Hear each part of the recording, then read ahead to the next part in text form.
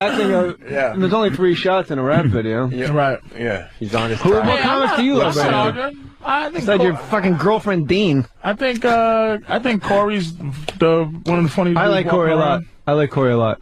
I like Regan. Yeah, Brian's I love hilarious. Brian Regan. Mike Regan. Fucking hilarious. Who I sit and I just watch, and I always go just like if I could sit and I just enjoy without being an asshole, like without being a comic. It's hard. Regan and Attell are guys like I can watch, and I'm not I know what you mean. Like I'm not a comic. I sit there and I just go.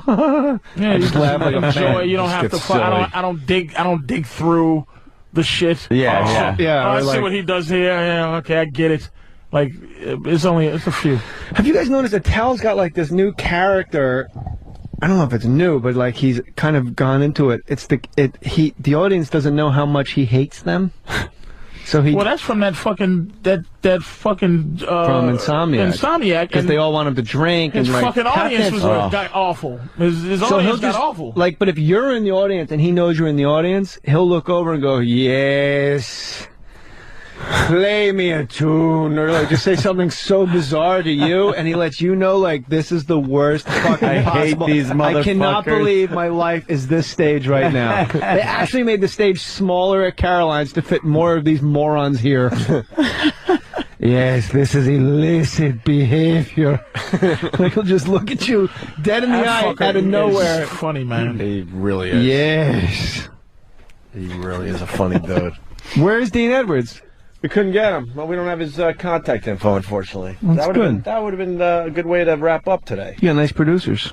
Well, you know. You know how weird it is to get an itinerary for like press, and it's like Rachel Ray, The View, CBS Morning Show, and it goes, your contact is Steve Carlesi. Like Steve's my contact. Yes. Yeah. And then I called him, and he doesn't answer, and his outgoing message is like some cartoon music. Right. You meet David? Intern David? Yeah, he's a sweet boy. You like him? I mean, I just said hi to him. What's not to like?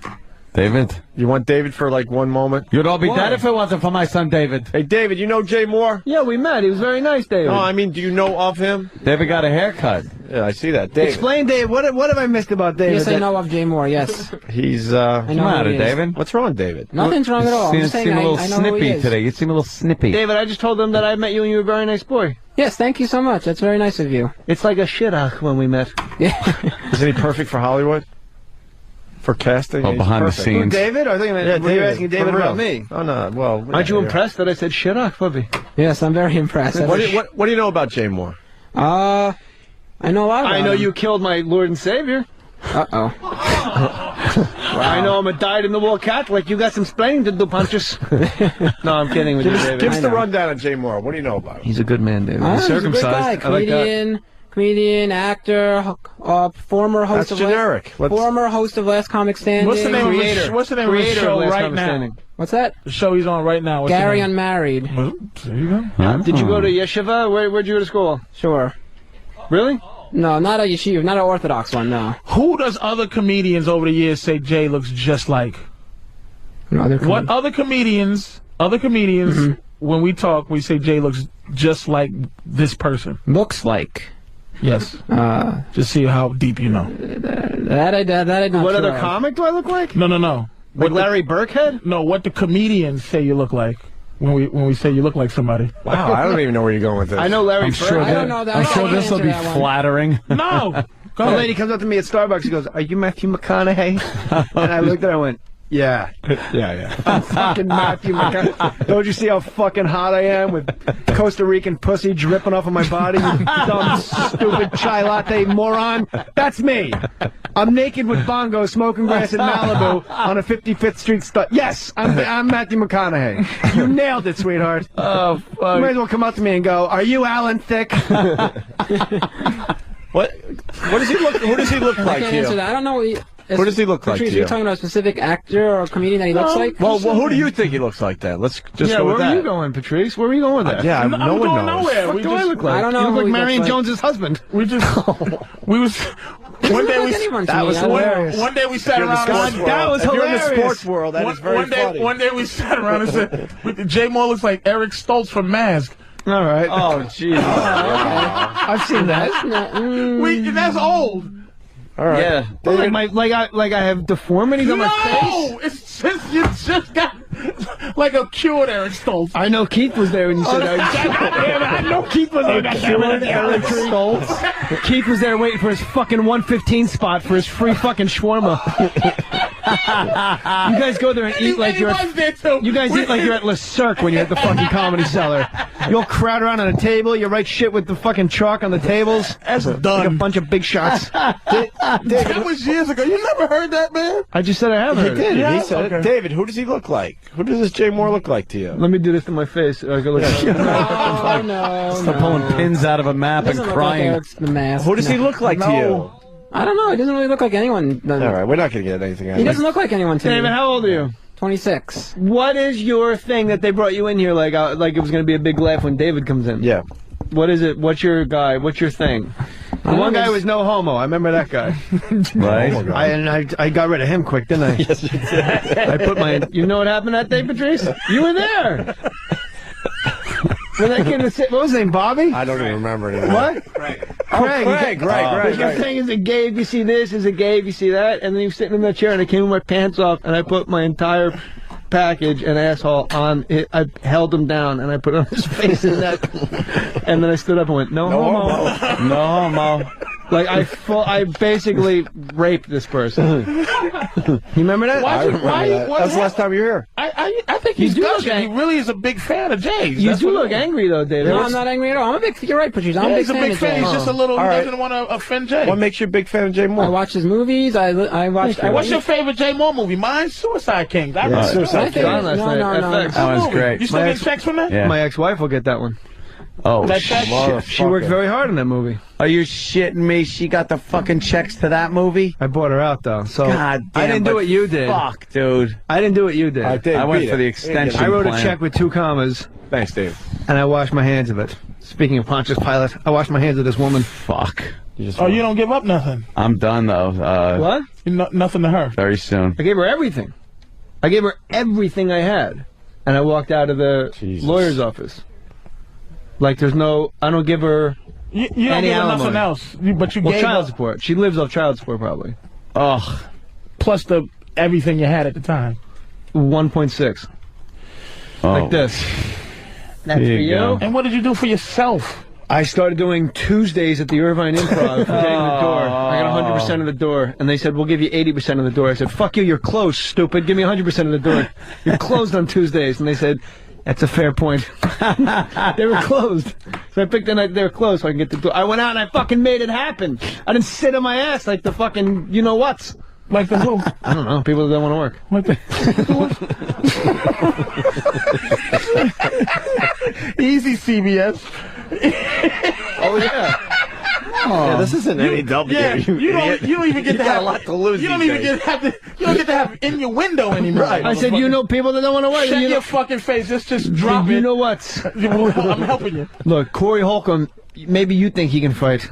I don't know if he can fight, but I'm just saying it looks like Corey will knock a dude in the head. Talent look like he probably can fight. Talent?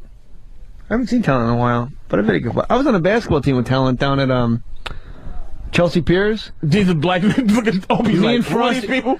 Me and Frosty. Me and Frosty were the only white guys on the team. No one will fucking pass the basketball if you play intramural basketball in a mixed race league. Everyone's fucking Dwayne Wade at Chelsea Piers. Like a guy will inbound the ball and then get it right back and then go coast to coast 5-on-1 like, oh, ball, like screaming for the foul. And you're out on the 3-point line like, Where you supposed to be. Like, just ridiculous. like a white boy who can't shoot a 3-pointer is useless. That was me. That was shit. And Frosty can't either, but Frosty's like Bill Walton under the boards. He's crazy. Frosty's a beast, man. He's a beast under the boards. So our first game, I go down and I'm on the 3-point line in the corner, and maybe it was Dean. No, who's the little tiny guy? He's on TV now. He's in movies. Little Kevin Hart passed me the ball on the wing, and I put up like this stupid like Kenny Smith shot with this ball, like the knuckleball Kenny Smith shot, Right, and I swished it. And then you got to jog up the court like you're cool, but I want to go. Like, you don't understand. I'm a 1% 3-point shooter. And I get halfway up the court, and I hear Frosty go, Juju. And I look over, and he goes, that was hilarious. I'm like, shut up, stupid. They don't know. They just think I'm a white guy that's a point guard. Can you tell me this story that you gave somebody a vitamin B shot? Jason Steinberg. I didn't give it to him. Do you know that that's what we call steroids? The word is they blame you for Jason losing it. Jason's, first of all, Jason. You got to explain Jason Stein. No one knows. He's a strange. I know. He managed a bunch of you guys. He manages Rich Voss. Are you still managing Rich?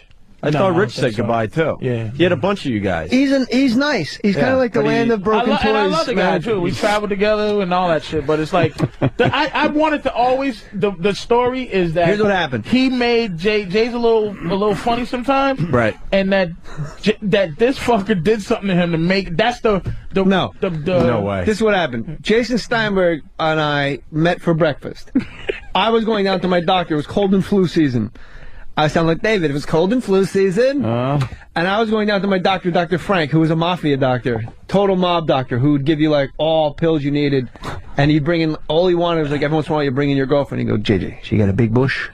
That's what he asked. This doctor would ask me, with her standing there, she got a big bush? I go, she got a big bush. He goes, all right, take these. And he goes, but don't tell the nurse, she'll charge you. So you get like Xanax and Vicodin, you get whatever you want. Okay. Back when I was, using. All right. Back when I was using. I wore my tight pants so the doctor would give me more product. I haven't had a drug or drink in my body in 23 years. Thank God I have gambling to fall back. I look at a black chick checking me out. Yeah. He could play Rich Voss records while he's on stage, and he could just lip sync his own shit. He's the Ashley Simpson of comedy. Rich Voss, what a fucking zilch! I hope he calls in just to hear his sleepy, fucking, stupid voice. All right, we can get him before we leave. Now, is that the end of the story? No, sorry, it's not. Right? You stun gunned him, didn't you? Oh, that's a different. Yes, that's a different story. That's a different story. What an asshole! Jay is a fucking all right, so it is Jay. asshole. Let me ask you a question. He fucking stunned him and goes, "This is a different story." I'm thinking the stun gun story. This fucking telling me some Xanax story. You asked me about a B12 shot. Yeah, let's go back to the B12 shot. And the fucking stun gun, but they're two different things. I thought word on the street was word on the street. You people got it all messed up. All the comics are ruining these stories. I go down to my doctor to get a vitamin B12 shot, which was what I did all the time. I still do it all the time. Like, I'll get them once in a while. Okay. I get a vitamin B12 shot. Jason Steinberg's with me. We're going to breakfast next. The doctor goes, you want a vitamin B12 shot? He goes, yeah, I'll have a vitamin B12 shot. So he takes out another, he shoots me with a vitamin B12 shot. This is vitamin B, like a fucking multivitamin, right? Yeah. He shoots Jason Steinberg 30 seconds after me. Come on. No, he shoots Jason first. Then he gets a new needle. Then he shoots me in my ass with a vitamin B, different needles, with a vitamin B12 shot. Jason Steinberg foams at the mouth and has a seizure and starts flopping around on the ground like a full-on fucking grand mal seizure. Meanwhile, I have just been injected 18 seconds after this guy's foot, so I'm waiting for me. Yeah, they saw it. And they go, and Dr. Frank goes, "What's going on?" Like, he was a doctor's assistant that acted like a doctor. He goes, "What's going on with your friend? What the fuck happened?"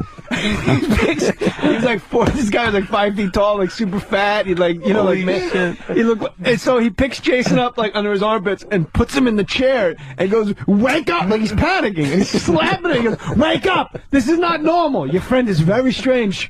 He goes, "Go to the corner, get him orange juice." And meanwhile, I just got shot with this. I go, "I'm not fucking going anywhere because I don't want to be halfway down the street." I don't want to be half fucking stories. I don't want to be halfway down the street and have wrong. I don't want to be halfway down Spring Street and have my seizure. The fucking story over the years was that you stuck him personally with a fucking vitamin B12. Wow, is that No, funny? the doctor gave it, and he had a seizure because what he didn't tell anyone is he had been awake for 4 straight days. Oh, shit. Like, come to my party. I'm promoting a party at Peggy Sue's. Come to my party. It's going to be great. And then by the time the vitamin B12 hit his body, like 6,000 cc's of vitamin B12, his heart flipped out, and he had a seizure because he'd been awake for 4 days, and his body's like, whoa, whoa, whoa. Like, we need his hand. We need to go the other way with this. Oh, my God. But he's flopping around, like, foaming, like, put something in his mouth, like, Francis Farmer, like electric shock therapy. Jesus, that's the stun gun Jay story. is Someone fucking funny, man. Somebody brought a stun gun. Yeah, by the way, you're one of the funniest people I've ever heard on this show. Every time you're on the show, you make me laugh. Thank you, beautiful. Just, I don't want you to leave here not thinking that I think you're as fucking hilarious as you are. So, the stun gun stories. We were at this club, Peggy Sue's, and Keith. This kid, Keith, was a fire. It's not Keith the cop, but another Keith who was a cop. Second Jason Steinberg. Yeah. He comes in and he's got his stun gun. This one, all NYPD had stun. It was brand new. We're like, holy shit, this is all. It wasn't the one that shot. It was the one that you got to put it against the body. Yeah, yeah. And I go, can I try it? And he goes, yeah. So I go, and I just walk up behind Jason Steinberg and I put it on his ass and I shot him. And he's on the dance floor. He's on the dance floor and he goes, ah! And I remember the exact song. It was Tribe Called Quest when he's like, Tanya, Tracy, bam, when he's calling out all the girls' names. You know what song I'm talking about? Do you know what I'm talking about? Low End Theory. I don't know that one, but... The song where Fife is calling all the names of the girls. Yeah. I'm talking about Tanya, Tracy, and it was right there. And Jason Steinman going like this. And people were like, oh! But I had to do it and get out of there because I didn't want them to know that I actually gave him a stun gun. Oh my God. So those are the actual stories. Jesus, Jay. Oh, fuck me, man. Everyone, by the way, is saying you're killing today. That Gary, Unmarried on CBS. Rich Voss is on the line. Rich. Oh, you're talking about Jason and Evan? Oh my God, Jason and Evan. Did you talk about his brother Evan? They went to they were going to a house to a dinner. Corey was having a dinner, so as they're leaving, Jason says, "Can I, take some home with me, some food?" How come I'm hearing I'm hearing like, what do you call it? Echo. Dead air. You hear echo? Dead air. Are you hearing an echo? That's what he took home? Funny fucking time, sweetheart! Boss, what kind of story is this? I want to tell a story, but I keep hearing an echo on my phone. What? Oh, Boss, I set you up to tell a story and be cool, and you call and go, Evan. No one mentioned Evan in the last hour. No one even knows who's... Shut up, stupid. We're cakes for nothing! He's on hold for 20 minutes. Hey, boss, say, I want sushi in church on Tuesday. Oh, yeah. Oh, you gonna take that? Oh, yeah, no.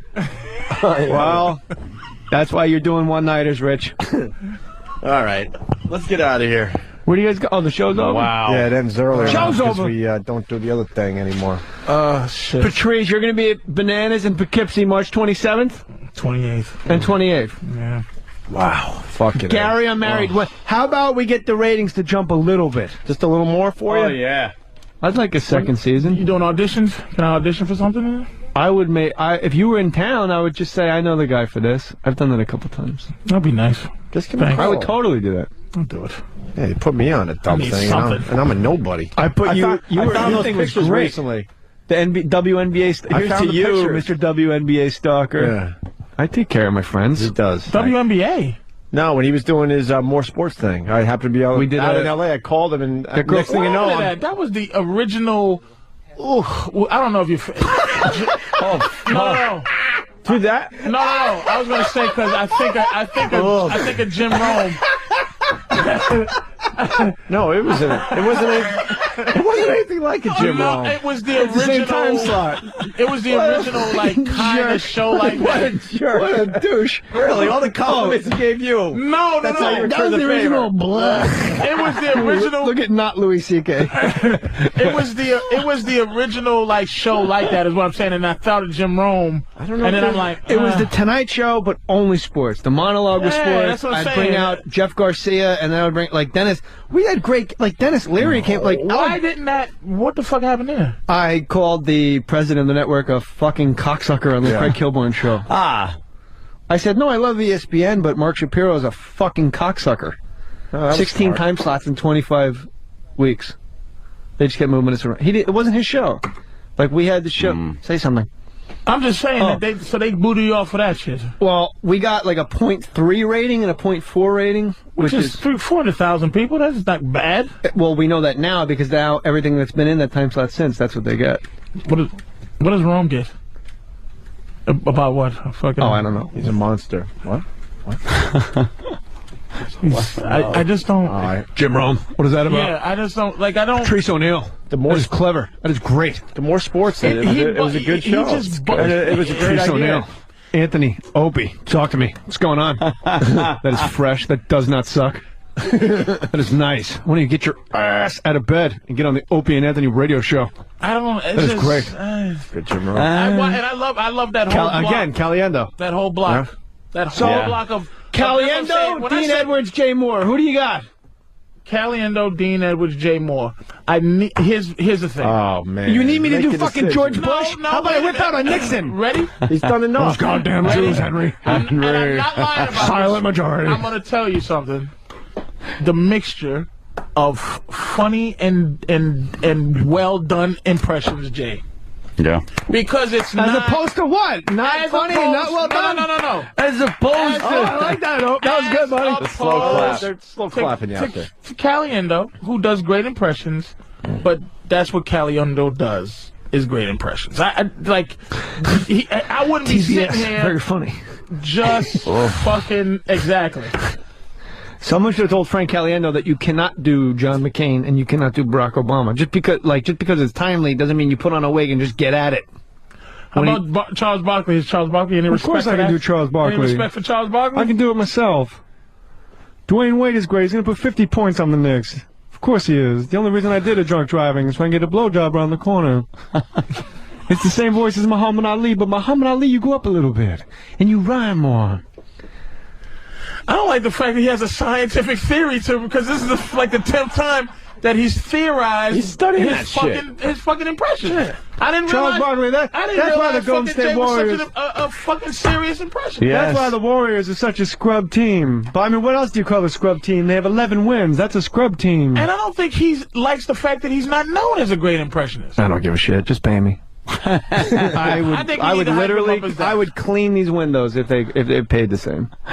I don't give a shit what I would do. Why? Because I've reached the point. You reach a point where there's so much political network. I gotta explain to you guys bullshit that you get to the point where it's in Goodfellas. Oh, you had a fire? Fuck you, pay me. Fuck you, pay me. I don't care. I'll be at the Irvine Improv. I'll be at some casino in fucking Susquehanna in Washington and upstate, and that's it. I got a kid. I got a wife. I got a nice house with a yard.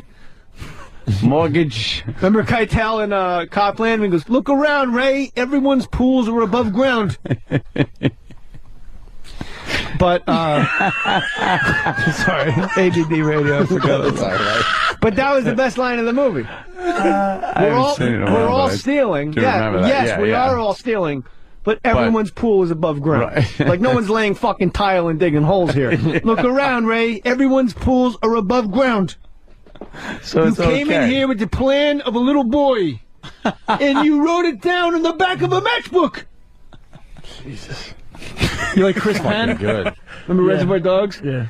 I don't care how mad... This for you guys is an oldie. I don't care how mad you are at me. That's not half as mad as Daddy's going to be at us. Let's move some fucking cars. It looks like Sam's hot car a lot out there. All right, wait a minute. He just came in and saw the fucking cop dead and the other dude dead. Well, this fucking cop right here? And he shoots him? Yeah, that whole thing when he... Joe, I don't know what you think you know, but you're wrong. He's a good kid. He got shot in the gut. It's my fault. He got shot in the gut. Larry, stop pointing that gun at my daddy. What the hell for? That lump shit's working for the LAPD. Wait, that's an awful one. You don't get away. You're too good to get away with that one. No, it was a great one. It was Lawrence Tierney. That was awful, Lawrence The old Tierney. man? What the hell? I'm being a dick right now because he's so good at it. You want to hear a story? Here's a story. 4 guys in a bullpen in San Quentin. What do we do here? How do we do? Well, I fucked up the words, but the impression's good. He's a little raspier. No. Don't fucking split Adams now, stupid. I know I'm being a He sounded like he was dying in that I'm being movie. a dick. Oh, you like story. All right, ask me why you're Mr. Pink. What? Which one? Ask me why you're Mr. Pink. Why do I got to be Mr. Pink? Because you're a fucking faggot, okay? Hey, Joe, whatever, huh?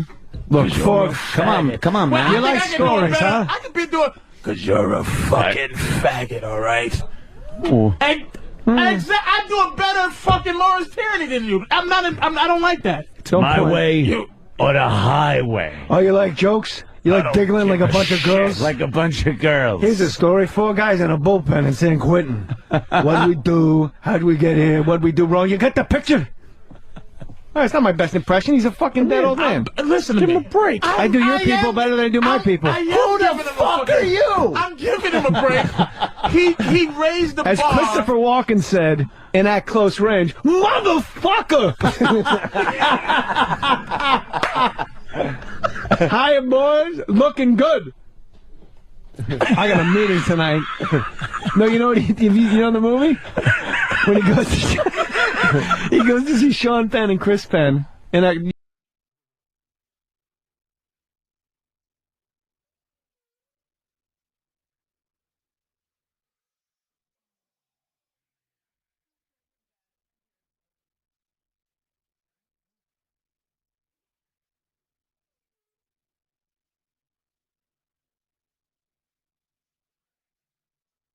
you seen it close? You're a fucking faggot, all right? And I do a better fucking Lawrence Tyranny than you. I don't like that. My way on a highway. Oh, you like jokes? You like giggling like a bunch of girls? Like a bunch of girls. Here's a story. 4 guys in a bullpen in San Quentin. What'd we do? How'd we get here? What'd we do wrong? You got the picture? Oh, it's not my best impression. He's a fucking dead old man. Listen to me. Give him a break. I do your people better than I do my people. Who the fuck are you? I'm giving him a break. He raised the bar. As Christopher Walken said in At Close Range, motherfucker! Hiya, boys. Looking good. I got a meeting tonight. No, you know what? You know the movie? When he goes to see Sean Penn and Chris Penn, and you seen At Close Range? No. What? No. Sean Penn and Chris Penn play brothers, and Walken's their like complete deadbeat, like robs people father, right? And he goes up to them, and they're in the driveway, and he wants to get weed from them, his sons. But they live with the mother. They're divorced. And the mother's up on the porch, and she's just an old fucking miserable Western Pennsylvania hag on a rocking chair, like she's like half crazy. And he goes, hiya, boys. And he looks up at the porch and goes, looking good. I got a meeting tonight with some important friends. I was wondering if you boys could help your daddy out with some wacky tobacco. Fucking Jay, man. Of course. Hey, Jesus Christ, people man. see farms when they look out their windows. I see opportunities. Jesus, man. We got Jess on the line for Jay. Jess. La la la la la. What's up, boys? Hey. Hey, you guys are missing Jay's best one. It even actually fooled you, Opie, when he called in the one time and he was doing the Colin. Yeah, the Colin Quinn's amazing. That audio, you actually said, is that why Colin's not here? And we talked about it in the beginning, stupid. It's the first thing we said when we sat down. I don't know, do a little cool in a radio show. Talk about things that happened before I started listening. Dummy. I'm working on my Quayton novel. It's amazing. I'm up to page 11. How to influence friends and win people in show business. I don't want to be in Austin Powers. I'm doing my own thing. I'll be in a comic strip holding Lucian holds cold, clammy hands for the next 2 weeks. That was just for you, Patrice. Shut up, stupid. You big I got black guys always get so mad when white guys wear tight pants. So you got to make up shit as the person. You can't just do them. You have to make up what the person would say. I have to say, but this is what I'm saying. Yeah. Jay is like a fucking, he's relentlessly good at, like, some motherfuckers, it's unfair. I'm like Manny Pacquiao. It's unfair. I don't stop. Like, fucking Dean is good, but Dean won't be like how Jay is now. No. Like, it's hard to follow Jay doing impressions. Yeah. See, that's what's hard to do. Right now, no one can come in and follow what Jay's doing. That's why I'm saying in terms of hearing a fucking character, I don't know, because Jay's so good at doing what he's doing. But if a motherfucker comes in and go impression for impression, is Caliendo's Barkley good? It's great. Yeah, but is his better? Maybe. You're just gonna. Yeah, you know what I'm saying? I don't know. You gotta be funny with the impression. The thing with Caliendo is you're just gonna get tough acting to acting. Yes, Ace is the place. Help the hardware, Mindy. But here's what I like about the fact that what I really enjoy is that he calls me out on something that. You know, like, I remember a white dude called me out when I go, you know, hey, I was trying to know white shit, and I'm like, Hotel California's guitar riff is one of the best, right? And he just goes, he looked at me like if a white guy goes, MC Hammer, huh? Like, and that's how he fucking told me to go fuck myself. And I'm sitting there going, John Madden, dude. And Jay's like, fuck you, and does a John, and I'm like, okay. See, it's like, all right. You know what I'm saying? Yeah. Like, that's what I'm saying. I thought it was amazing, but a guy that fucking does impressions is like, get that bullshit.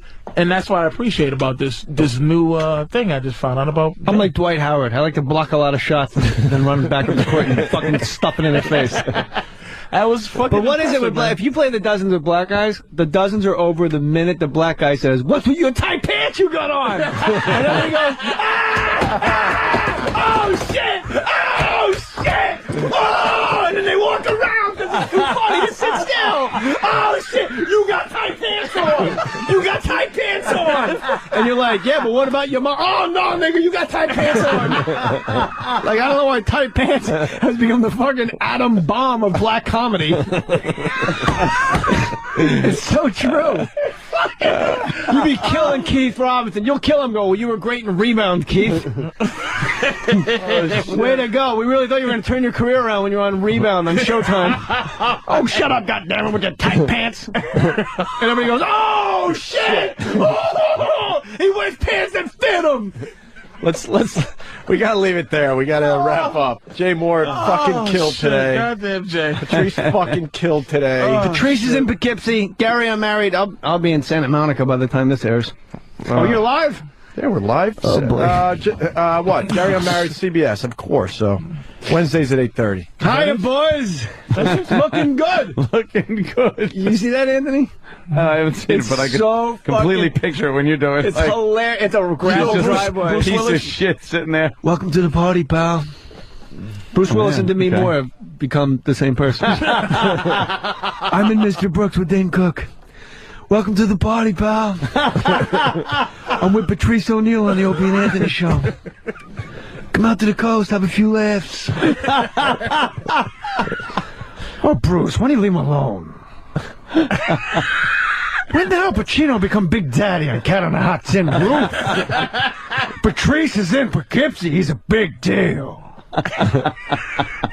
Maybe I don't chew enough when I talk. The best is in Insomnia. You ever see that movie? Yeah. The sun never goes down. He's in Alaska trying to solve a murder, but he's up for like 14 days. That's Robin Williams, right? Yeah, it's great. It's so underrated.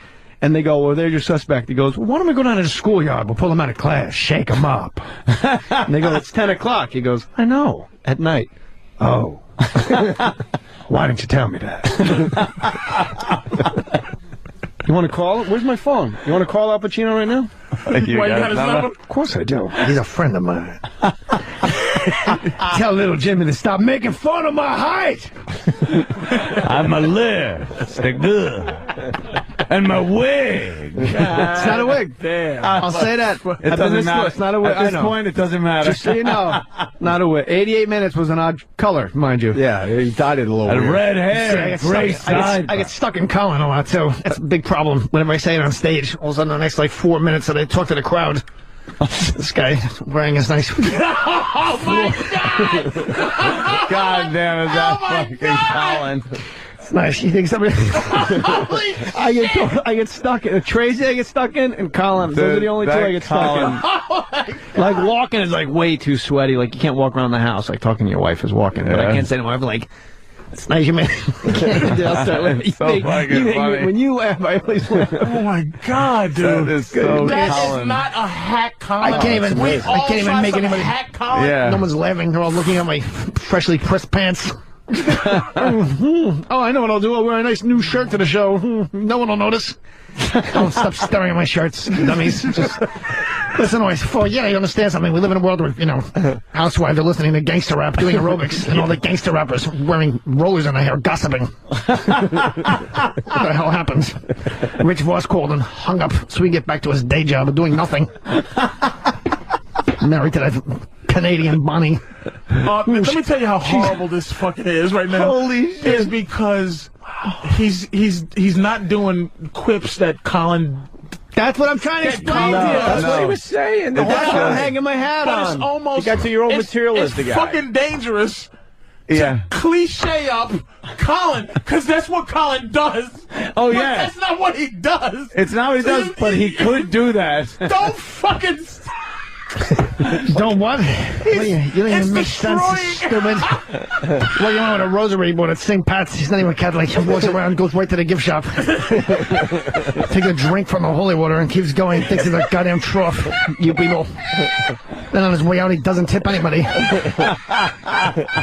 Sees people putting money in a slot. Thinks it's a peep show at St. Pat's.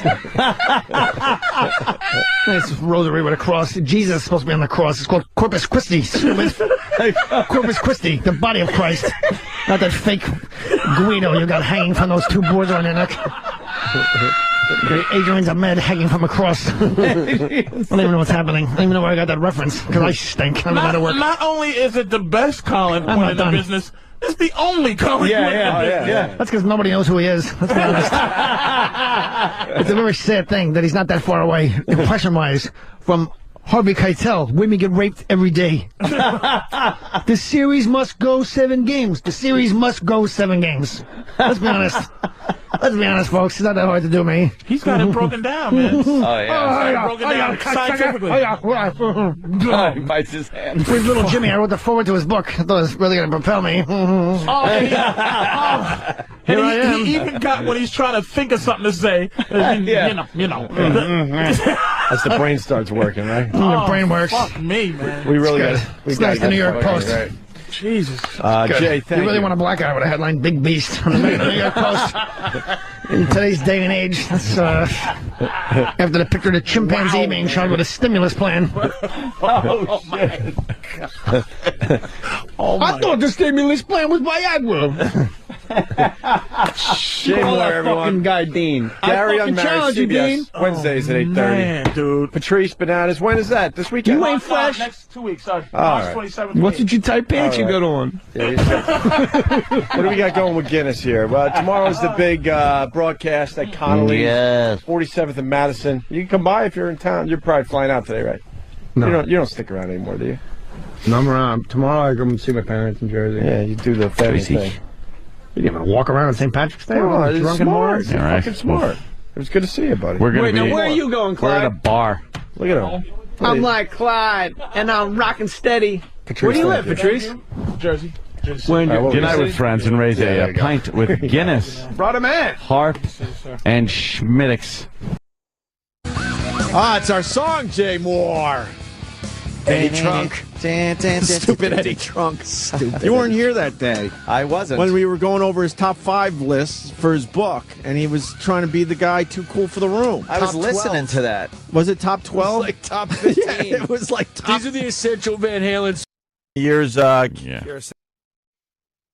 And when we get back, Jimmy went to the Al Pacino, Robert De Niro He did. premiere.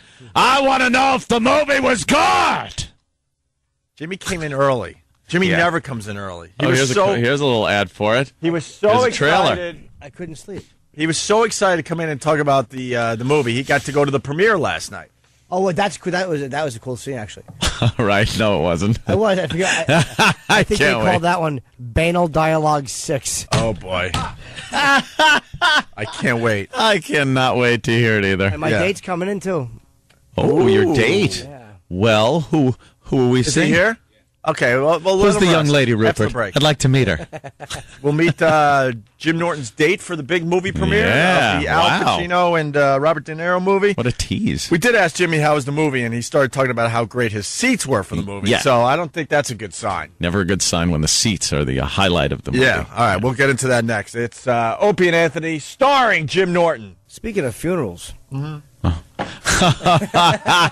what a segue! Wow. Jimmy went to a funeral last night with Robert Kelly, who's live in studio with us today. Yeah. Hey, guys. Bobby was my date. Bobby was your date. Yeah. I didn't know I was his date until we hit the red carpet. And you ever just go along with something the next day, wake up and go, did I do that? You went on the red carpet as Jim Norton's lover? Jim grabbed me and held me and kissed my face and... Kissed his cheek, a little his head. A little. I took a lot of pictures of it. Yeah. Let me tell you something. A lot? Yeah. Dude, I felt like Phelps just won the 8th gold medal. Just, look this way. And I'm just smiling as he's kissing my cheek. And I hope these pictures show up somewhere. Some one of them will. I turned into the bottom real quick. I assumed that role very quick with little Jimmy. He has a force about him. You will do stupid things on the red carpet, like you just throw everything out the window. Yeah, it was hilarious. But I woke up this morning and I looked at my wife. I was like, I have a wife. Why would I do that? Why did I do that? Jimmy's just forceful. Well, let's get into this. So, what is it? Righteous Kill is the name of the Al Pacino, Robert De Niro movie. Who's getting top billing? De Niro? De Niro's first, but it's seen as equal billing, though. Equal billing, thinking, okay. Yeah, his name is first, but you're thinking it's the two of them together. Okay. And we get there, and Roland's online waiting for the tickets. And surprisingly, there's no glitches with the tickets. And he finds out that I'm on the red carpet list to go through the red carpet. So I do, just because I want to sneak a camera in. And you can't bring a camera in. So I want to bring my camera in. So I'm like, on the red carpet, they won't check you. So I go, and I bring Bob, because I'm like, the two of us will probably get pictures taken more than I will. Because I've walked on those before where a couple of them will politely snap your photo. It is horrifying. Oh. Cheek. Cheek. It's like you get one Polaroid going off. Please. Not quite that. No. There's no flash bulbs going off. But we got our... And then you whisper to some publicist, but I'm Jim Norton. And she goes, yeah, they know. Yeah, keep they going. know. How long do you stand there waiting for someone else to take your picture? I waited when I was in Good Luck Chuck. I waited for every famous person to go in, so I'd be the last person on the red carpet. Yeah. And I had somebody that was going to tell people, oh, this is Robert Kelly he was in the movie, he's friends with Danny, he was in Tourgasm, to come with me. And I got on the red carpet, nobody was there. And they all kind of looked, they were all leaning. And then they saw me, and like one guy kind of stood up and leaned it on like his left ass cheek. Oh. And then someone said, "This is Bob Kelly. He's in the movie." You heard one kid, and then I heard, "Excuse me, sir." And I went, "Yeah, get out of the way." Eddie Murphy just showed up. Oh, they probably thought you were the guy there to roll it up. All right, so you're on the red carpet with Robert Kelly. And Roland's buddy. And sure. So we go in, we go upstairs. We're very early. But again, I wanted to get up and get our seats. They're assigned seats, which is perfect. And we get up in the thing, and, it's there's nothing to do for a little while, so you're just kind of hanging out there. And everyone acts like they're not looking for celebrities in the lobby, but we're all looking for celebrities in the lobby. That's all we're doing. Meaning the celebrities themselves are all looking for celebrities. Well, there were no celebrities at this point. This was an invited guest thing. But okay. So we finally saw Chevy Chase, and then later Ricky Gervais came in and we talked to him for a while, and that was fine. And then they started shooing everybody into the theater because I guess the whole cast was going to come up, and I guess did they go shoo? That would have been less humiliated. And guys, you got to go in. So we had to go in because I guess that when De Niro and Pacino come up. So they sent us. It's a movie about being righteous. Being righteous. Of course he did that. Killing. And they did give us good seats, though. I will say that. We were 3 seats away from 50 Cent. Right behind Donnie Wahlberg. We were right in front of our Erwin Winkler. I mean, we had good seats. They didn't screw us out of this. We had really good seats. So the director, who's got the beard and the baseball hat with the suit, which was awful, goes up and opens the show, and he goes, "And we're two of New York's finest, Robert De Niro and Al Pacino." And we look in there, sitting in the back. They're each in an aisle seat. They're on the same row, 5 rows from the back, each in an aisle at the end. And I don't really see Pacino. I just kind of see the silhouette of his wig. It was awful. It was like Emilio Estevez's wig from Men at Work. Yeah. And De Niro, I stared at De Niro a little bit because he was like 15 rows behind A us. little? Yeah, like, what's De Niro? He's sitting there watching a movie. E.T. looking at Reese's Pieces. Really? And the movie started, and from the opening song, I was like, oh, my God, we're in trouble. From the opening song? I just said, this is gonna be bad. Well, that's pretty early on. Oh, boy. Oh, boy. This is an exclusive, by the way. Not many people have seen Righteous Kill, and there's a big buzz on this movie. Not many people are gonna see it. I'll tell you what the buzz is. It's the sound of snoring. We're 5 pages into the paparazzi pictures, by the way. The paparazzi. Yeah. Not even a hint that you guys were there yet. Well, they're not from. That's not all from last night. None of those are from last night. They're all from last night. They were all from last night. Yeah. Yeah, you might catch it there. They might not. All right, try another page because that one is not successful. Anyway, so from the opening song there, what was the opening song? I don't know. I should have been Taps. I don't know. It was. We went through it very, very early too on the red carpet. It just was. It was De Niro. I'm not going to give the whole movie away, but they play cops, which is cool to see Pacino playing a cop again. As a cop, it was good though, you know. And Brian Denny, he's kind of the tough sergeant. Yeah. And De Niro was just very angry. Pacino was very kind of good. Was he subdued? He was good, man. Yeah? He was old school Al, kind of. He didn't yell. Okay. Maybe he's been listening to criticism. Yeah. Still that 3/4 length leather he's been wearing. Yes. For the last 25 years. Oh, God. All of his movies. I want to wear the leather. The 3/4 length. Yeah, what wardrobe thinks. This is mine. Buy the leather. Don't wear it. Buy the wig. Definitely wear it. Wear the wig. Where's my lifts? Where's my Hot Topic wig? My lifts. Dude, his shoes. Oh, I noticed in one scene Pacino's lifts in his shoes. Oh. They were like little spacemen. Yeah, I swear to God. Spacemen. Oh, look. You got little space fella shoes. It was. He looks like the lead singer to like an independent band shoes. Just like a 4-inch heel. It was so. De Niro was really not good. He wasn't good. He yelled a lot. Yeah. It was. It was a cop serial killer. Yeah, but Jimmy actually leaned into me probably 10 minutes into the movie. He goes, and he told me the whole movie. He just ruined the whole movie for me. He goes, see that book? I go, yeah. He goes, I knew what was happening. I don't want to give it away, but I knew what was happening. He told me right at the beginning. Obvious. He was he was on the money. He wasn't even kind of right. He was right on the money. I was so irritated. And it was just... Ugh. The dialogue was awful. Was it just a regular pat cop movie kind of? Nothing for them. Nothing for their relationship at all. Nothing. The girl who was good, Carla something, that bitch was sexy. She was great. 50 Cent, he acted good, considering that he used to deal drugs and was shot once. I mean, he was okay. But I mean, wow. Yeah, the only thing good there, really just good, was his gassers through the whole You were gassing movie. at the premiere? I can't express to you how many farts eked out. The whole movie. And I almost, it's like, my stomach. I felt like I had to put my head in the seat next to me. Like literally try to get my head into the whole seat next to me. I dropped a bunch of gas. I didn't think you could smell them. I'm like, I guess Bob's not getting any. But I know that the chicks behind us must have been smelling them, and stupid Erwin Winkler got a few nosefuls. You were crop dusting. You were effing crop dusting the place. It was. But you guys haven't really explained why the movie is so bad. Just predictable. I've saw acting. Law and Order episodes better than this movie. Okay, well now you're talking. Now at least you're explaining. It was probably seriously. It was like a Law and Order episode, just an hour and a half long. That's what it was. That's how. Was the crowd stunk? Politely like getting into it? The crowd didn't like it because when the movie ended, normally because it's an industry crowd, the people who are there who are involved with the production, they sit through the entire end of it and they applaud as the names pop up at the premiere because they all know each other. This one, literally, it ended and everyone got up horribly. By the way, just awful, banal dialogue.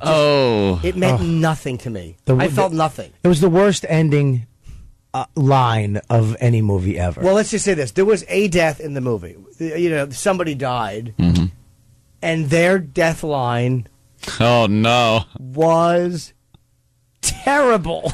It was awful. Oh, I God. felt nothing watching this person die.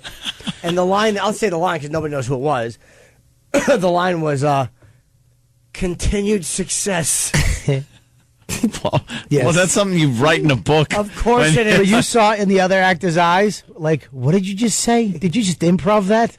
Continued success. It was awful. Was so... There was one line in there where Pacino was talking about De Niro because De Niro was like the loose cannon.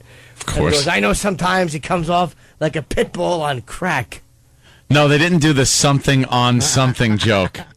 Yeah. No. Should have been the douche on chills. I could not believe. Wow. Yeah. And so afterwards, we were outside looking at celebrities, and I'm in the bathroom, and I won't forgive myself for this probably ever. And I'm tinkling, and Roland comes over, and he's at the urinal next to me. None of us liked the movie. You know. I want to hear Roland's take on it. That'll be fun. Richard Belzer came out, and we said hello, and he's like, what'd you think? And I grabbed his arm, I just leaned in, and I said, it was awful. It was awful. You couldn't have liked it. I was just trashing the movie. Yeah. Right. It was terrible. And what did he say? He goes, shh. Yeah, of he was, course he he was did. he was kidding. He was being funny. Oh, okay. So I'm in the bathroom, Roland's standing next to me, and Roland's like, whoa, that was suspenseful. Really sarcastic. What an ass he is. And I'm like, oh, Roland, well, you know, hey, Roland. Because to Roland's right, in a suit and a hat, was the director. Oh! And he was about to lay in and trash the movie. You should have let Roland do it. I will never You should have let him do that. forgive myself. That opportunity will never come about again. Roland That would- is... He would have been on the unemployment line, Jimmy. It wasn't something that was conscious. It was just... And it wasn't, the director, because I could care less. But he's got to know the movie sucks. He's not stupid. He has to. Oh, by the way, De Niro and Pacino left 10 minutes in the movie. They were 10 minutes later, they were gone. Because I went up to take a leak at one point during the movie. They were gone. Yeah, those guys always just sneak out. That's why they're in the back. Yep. They want to be there for the, hey, here they are, and everyone assumes, oh, wow, I'm watching the movie with these guys, so I'm not leaving because they're here. And they sneak right out as the opening credits are rolling. I was so mad that I stopped him from trashing the movie with the director there. It was just an instinct because the guy's there. Shut up. Right. But I won't forgive myself for that because he's like, yeah. He was really cocked up on the That- mat. So this is going to be a bomb, huh? I don't know. Isn't this the time of year where all the bad movies come out? Yeah, The ones that they really like, they put out in the summer and then a little later in the season, right? After Halloween, we'll start getting good stuff leading up to the holidays. And this guy, John Avnet, Yes. he Yeah. gave us great movies like Inspector Gadget and that stupid Starter Wife thing with Deborah Messing. Oh, he's awful. So he hasn't done anything really huge. I think that they think putting these guys together is enough. Was gonna... Yeah, that... Just it's having them on the screen. And it means nothing. Nobody cares. No, I'll maybe tell you, years ago, but... There was too many guns pulled. The anger between, who else? John Leguizamo was in it. And the cops all angry at each other. And, it just was creepy and dumb. It didn't make sense. It didn't make sense. First of all, because it's like the Continued cops would go. success. Oh God! You know, I don't know why you guys... No one's going to see this movie. Stop being careful. What's going on with this movie? Be careful. I said it stunk. No, I know, but Oh, it's you're telling the like, plot. No, but I'm you're not not gonna really give- saying much Oh. in case people want to see this I movie. won't give away the They're end. gone already. There was a serial killer, a cop serial killer, killing criminals who had gotten off on technicalities and stuff like that. Oh, God, how many times has that been done? Isn't that like the Star Chamber? Dude, that's been done 1,000 times. Star Chamber did that very well, where they went after people that got off for crazy crimes. Did he really? Yeah. Oh, this is the same director that did 88 Minutes with Pacino. Ah. Oh, he is. That was a good one, too. He is bad. Wow. He should direct himself onto the business end of a shotgun. Holy mackerel. So what? The cops are going after The serial killer, and it could be one of the cops who's the serial killer. But there's a twist with both cops. De Niro is the blue collar, cop, By old the school book cop, guy. and no, the angry guy. the angry guy. Al okay. Pacino is this prodigy somehow. Okay. That plays, but he let you know that he's extra smart because he plays chess. Okay. that's a way to convey. That's always how you convey intelligence. Intelligence. A white guy playing a black guy in a park in chess, and he wins. What they did with that was one of those things that they think is a character depth thing. Like, we'll really let you know this guy. Yeah, he plays chess. And he mentioned play Bobby Fischer. I watched him play. Did you? Oh no! Did you watch him write dialogue? Because played 6 people at one time. Yeah, watched him play 6 people at once. So what? Who cares that you watch that? It doesn't help the movie. It doesn't hurt it either. It couldn't hurt it. The only thing that could have hurt it was an extra minute. It helped it 1 minute less. It was terribly written. Whoever wrote that should have their computer taken away for a year's punishment. A pit bull on crack. Ooh. Any more banner lines you can remember? There was some moment of passion. And then they have to get in the line, the righteous line. Hey, you're a righteous man. They have to throw the word righteous. Yeah, righteous. That's when you know the movie stinks. Right at the end of the movie, when it's a big emotional scene, they always have to throw the movie in there, the name of the movie. Oh, I got you. Yeah. You're a righteous man. Oh God, you knew it was coming. Oh. Was there a love interest of any kind? Any woman angle? Yeah, but she was good. She was actually really sexy. But I hate that because that's another pat thing that they have to put in every movie. These stupid generic cop movies. There's got to be the girl love story angle. But this girl liked taking a beating. Oh yeah, yeah. She was kinky. She liked taking it. Okay, no wonder Jimmy liked her. Yeah, exactly. She was actually mad at De Niro because he didn't pull her hair hard enough. Yeah, he didn't slap her and beat her and disrespect her enough. He came home and grabbed her by the mouth and listen, said, "Stop." We got Colin Quinn on the line. Colin, hi guys. How are you, Colin? Colin's up early today. Yeah, well, I want to make. I have an idea for a serial killer movie starring Roland and Big A. It was a Lulu. Are you hearing the review of Righteous Kill there? I did hear it from that phony, but you know what? Yeah. He's right about that movie, of course, but he's wrong that he even went to that premiere. A real intuitive artist like myself wouldn't be invited. Colin makes a great point because he doesn't. Yes, he does. Because when Jimmy said that you were going to this premiere, I'm like, my eyebrows raised. Literally, I was suspicious. I'm like, we're never invited to the good premiere, right? Ever. Yeah. We're always invited to some lame ass movie that might have a star in it, and you get excited and realize, oh, now I know why I'm here. No one else wanted to come here. But it's also because Norton is like what the black people used to call a striver in their community. What? He's a striver. First of all, don't say what like you're gonna somehow stop me. Don't snap on me. I don't even know if I'm not on your side yet. He's still deciding. Yeah, Colin just snaps on everybody and just leaves wreckage in the past.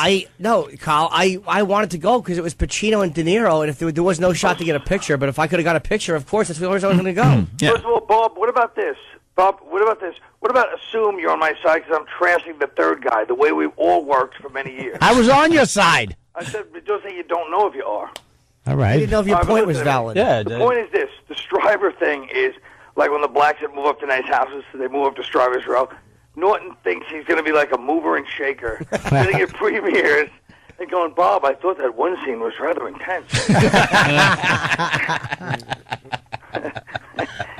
He thinks he's in the game, and he's not, and I'm just getting frustrated. It's probably what woke me up this morning. No, I wanted to see if I could get a picture, and there was no chance for it. No chance. Nah, it was fine. No chance. Yeah. No chance. He should not try, though. I think that's the only reason you went, just to get a picture. And then we went to the after party, and of course they weren't there. They had come and gone in 10 minutes. They'd probably get paid to be there real quick. Yeah. But the security was all New York cops, and they all listened to the show. Yeah. So they let us into all the areas we didn't belong in. We were on the stage that we shouldn't be on. Yeah, like that section where all the stars were 50, that's what De Niro was. We actually got on that little stage, and it's all white Jewish guys, really rich with hot chicks. Yeah, and, they helped finance the movie or something. Yeah, a couple of regular PA chicks that were, probably did something on the movie, and publicists, and then the stars and I call him Tippy Toe Norton because that's all he does is try to tippy toe over people's shoulders to see who's famous is here. Anytime he saw a light, you just see little Jim's bald head pop up behind somebody's shoulder. Who's that? And he will stare right into somebody's face. He doesn't care how uncomfortable. Doesn't blink. Doesn't blink. He just let me tell you something about Jim. He's part ninja when it comes to getting his photos. Yeah. Because I'm on the stage, it's packed. There's no way to just get through this crowd. All of a sudden, he's just on the other side, right by 50. Like he uses his superpowers to eliminate all the bones in his body and just become water, and just mushes by people, and then he's like, "Come over here," and I'm like, "I can't. I'm human. I can't get to that part of the stage." Bobby, you know what's weird about the whole thing? We've known Jimmy for 8 years. Jimmy's now you're famous, Jimmy, but your attitude has not changed. He's still that little boy from Jersey trying to get his picture with somebody famous. I'm just sweet. You got an HBO show starting in early October. You've done the Bob's. I mean, your credits are pretty amazing at this point. Colin? Yes, Colin. That's what he prides himself on. What do you mean? What's that? Being a phony like Leno, who goes, "Hey, I'm just a regular guy, not like these Hollywood stars." Him and Leno are two phonies trying to act like regular guys. The son of a bitch has $5 million in the bank, probably. I certainly don't. And I don't like the way, talk about phony, I don't like the way Colin's saying he wouldn't have went to the De Niro Pacino premiere. I've been invited to everything, you idiot, my whole life. I turned it all down. No, you didn't. You were alone eating scones with tea. Yeah, Colin, Jimmy makes a good point. No, he makes a good point. You're like a shut-in at this point. Jimmy's going somewhere in the middle is where you both should be. Yeah, you weren't going to go unless they had coconut bars. Yeah. Don't act like you're selective. Exactly. Oh, God. Exactly. That's it. No, right. sorry. I was darning my stockings. I didn't hear you guys. What did it look like? Unchewed rib meat? I don't know if I wanted to get a little greedy at that last one. A little bit. We had fun, but it was not a good one. You really do turn into another, like this Jim Norton, the comedian, very confident. Yeah, hey, what's up? How you doing? Does his thing. Almost elitist sometimes, the way he talks and the way he, Smarmy, you might say. Yeah, that too. Yeah.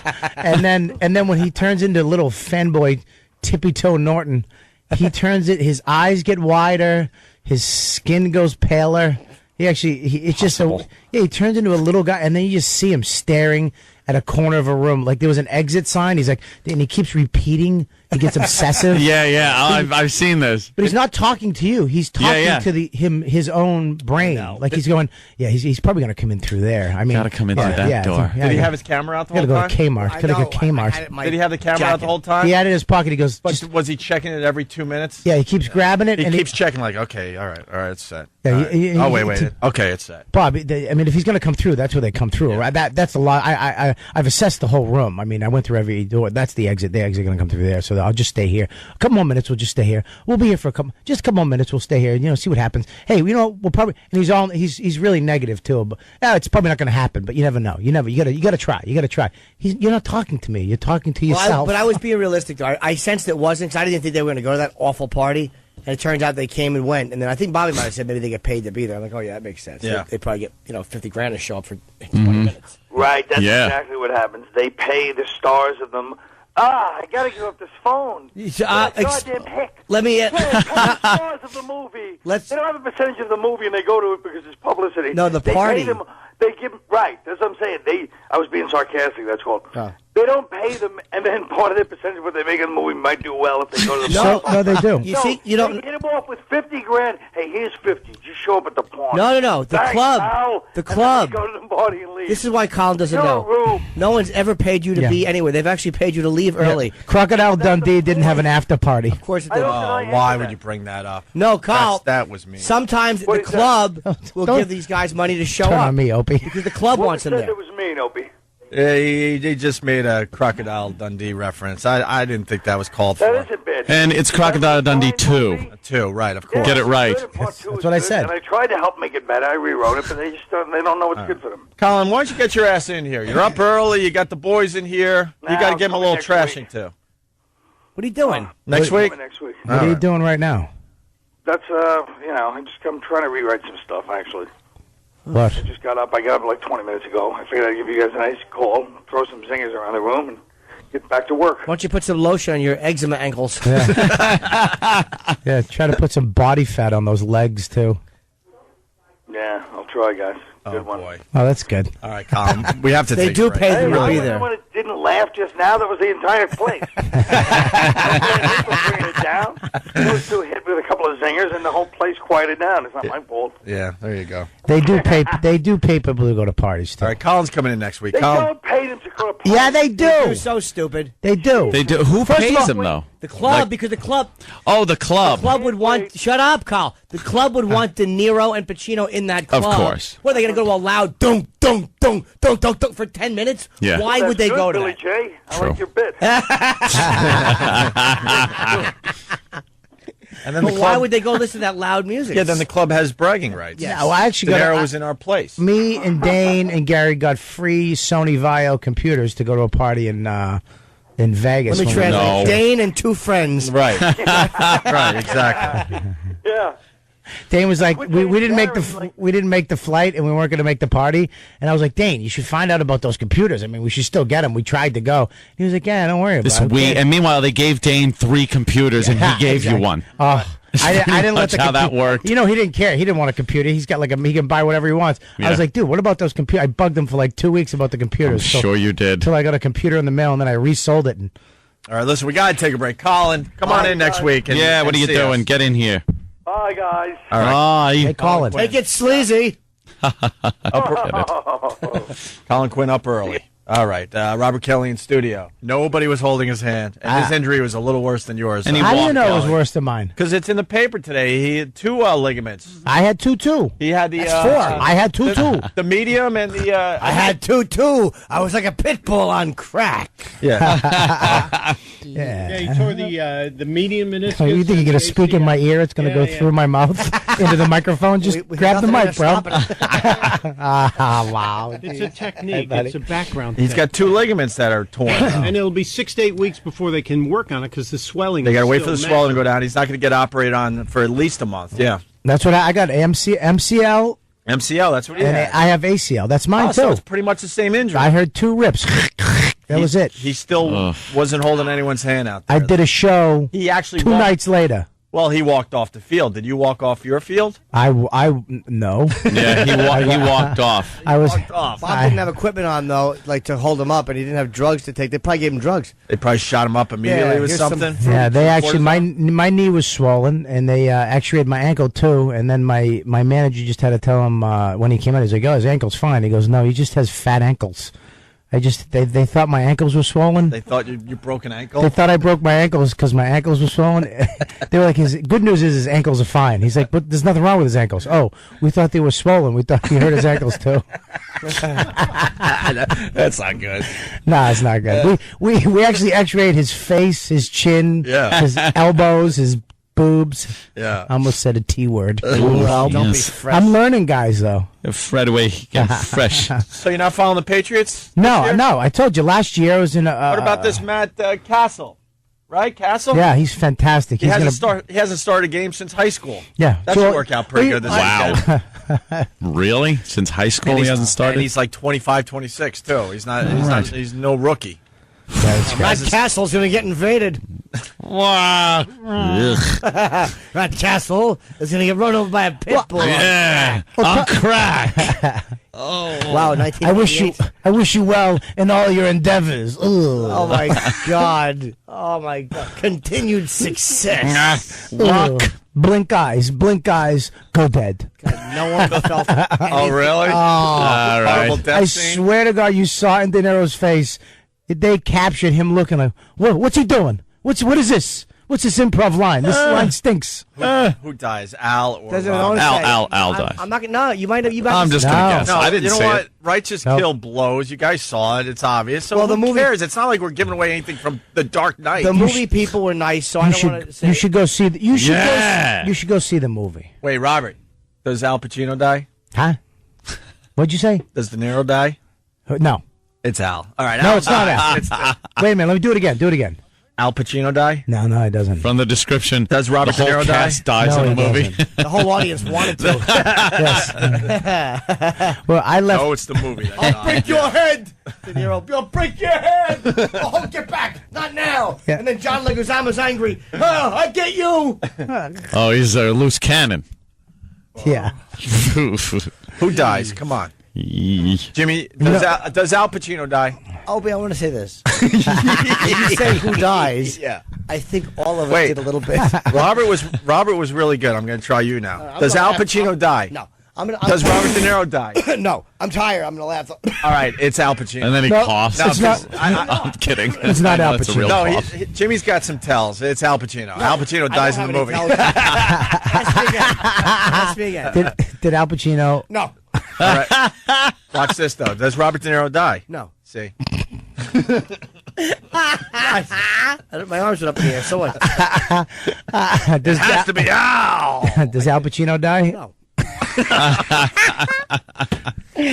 So they kill off Al Pacino in this movie. I don't remember. It was. I blocked the whole thing out like a bad episode in childhood. You have to go see it just to see the end scene where they catch little Al's little baby feet. Yeah. And he has. It looks like he has painted wooded blocks on his feet. Like Japanese shoes. Yuck. The big elevator shoes. They're so bad. I'm short. What is he wearing? Herman Munster shoes throughout the whole movie? Make sure you frame out my feet and my head. I'm a cop again. I want to be framed in from my eyebrows to my chest. I wear big elevator shoes because I'm not tall. Oh my God! That's right. Reach for the top shelf, but don't get nothing. Hey, can you ring that doorbell for me, son? Drive a car, put blocks on the pedals.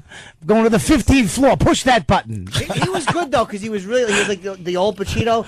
Like De Niro really bugged me. Yeah. Ugh. Isn't De Niro, like, I don't know what he looked like in the movie, but does he look a little too old and fat to be the tough guy anymore? Do.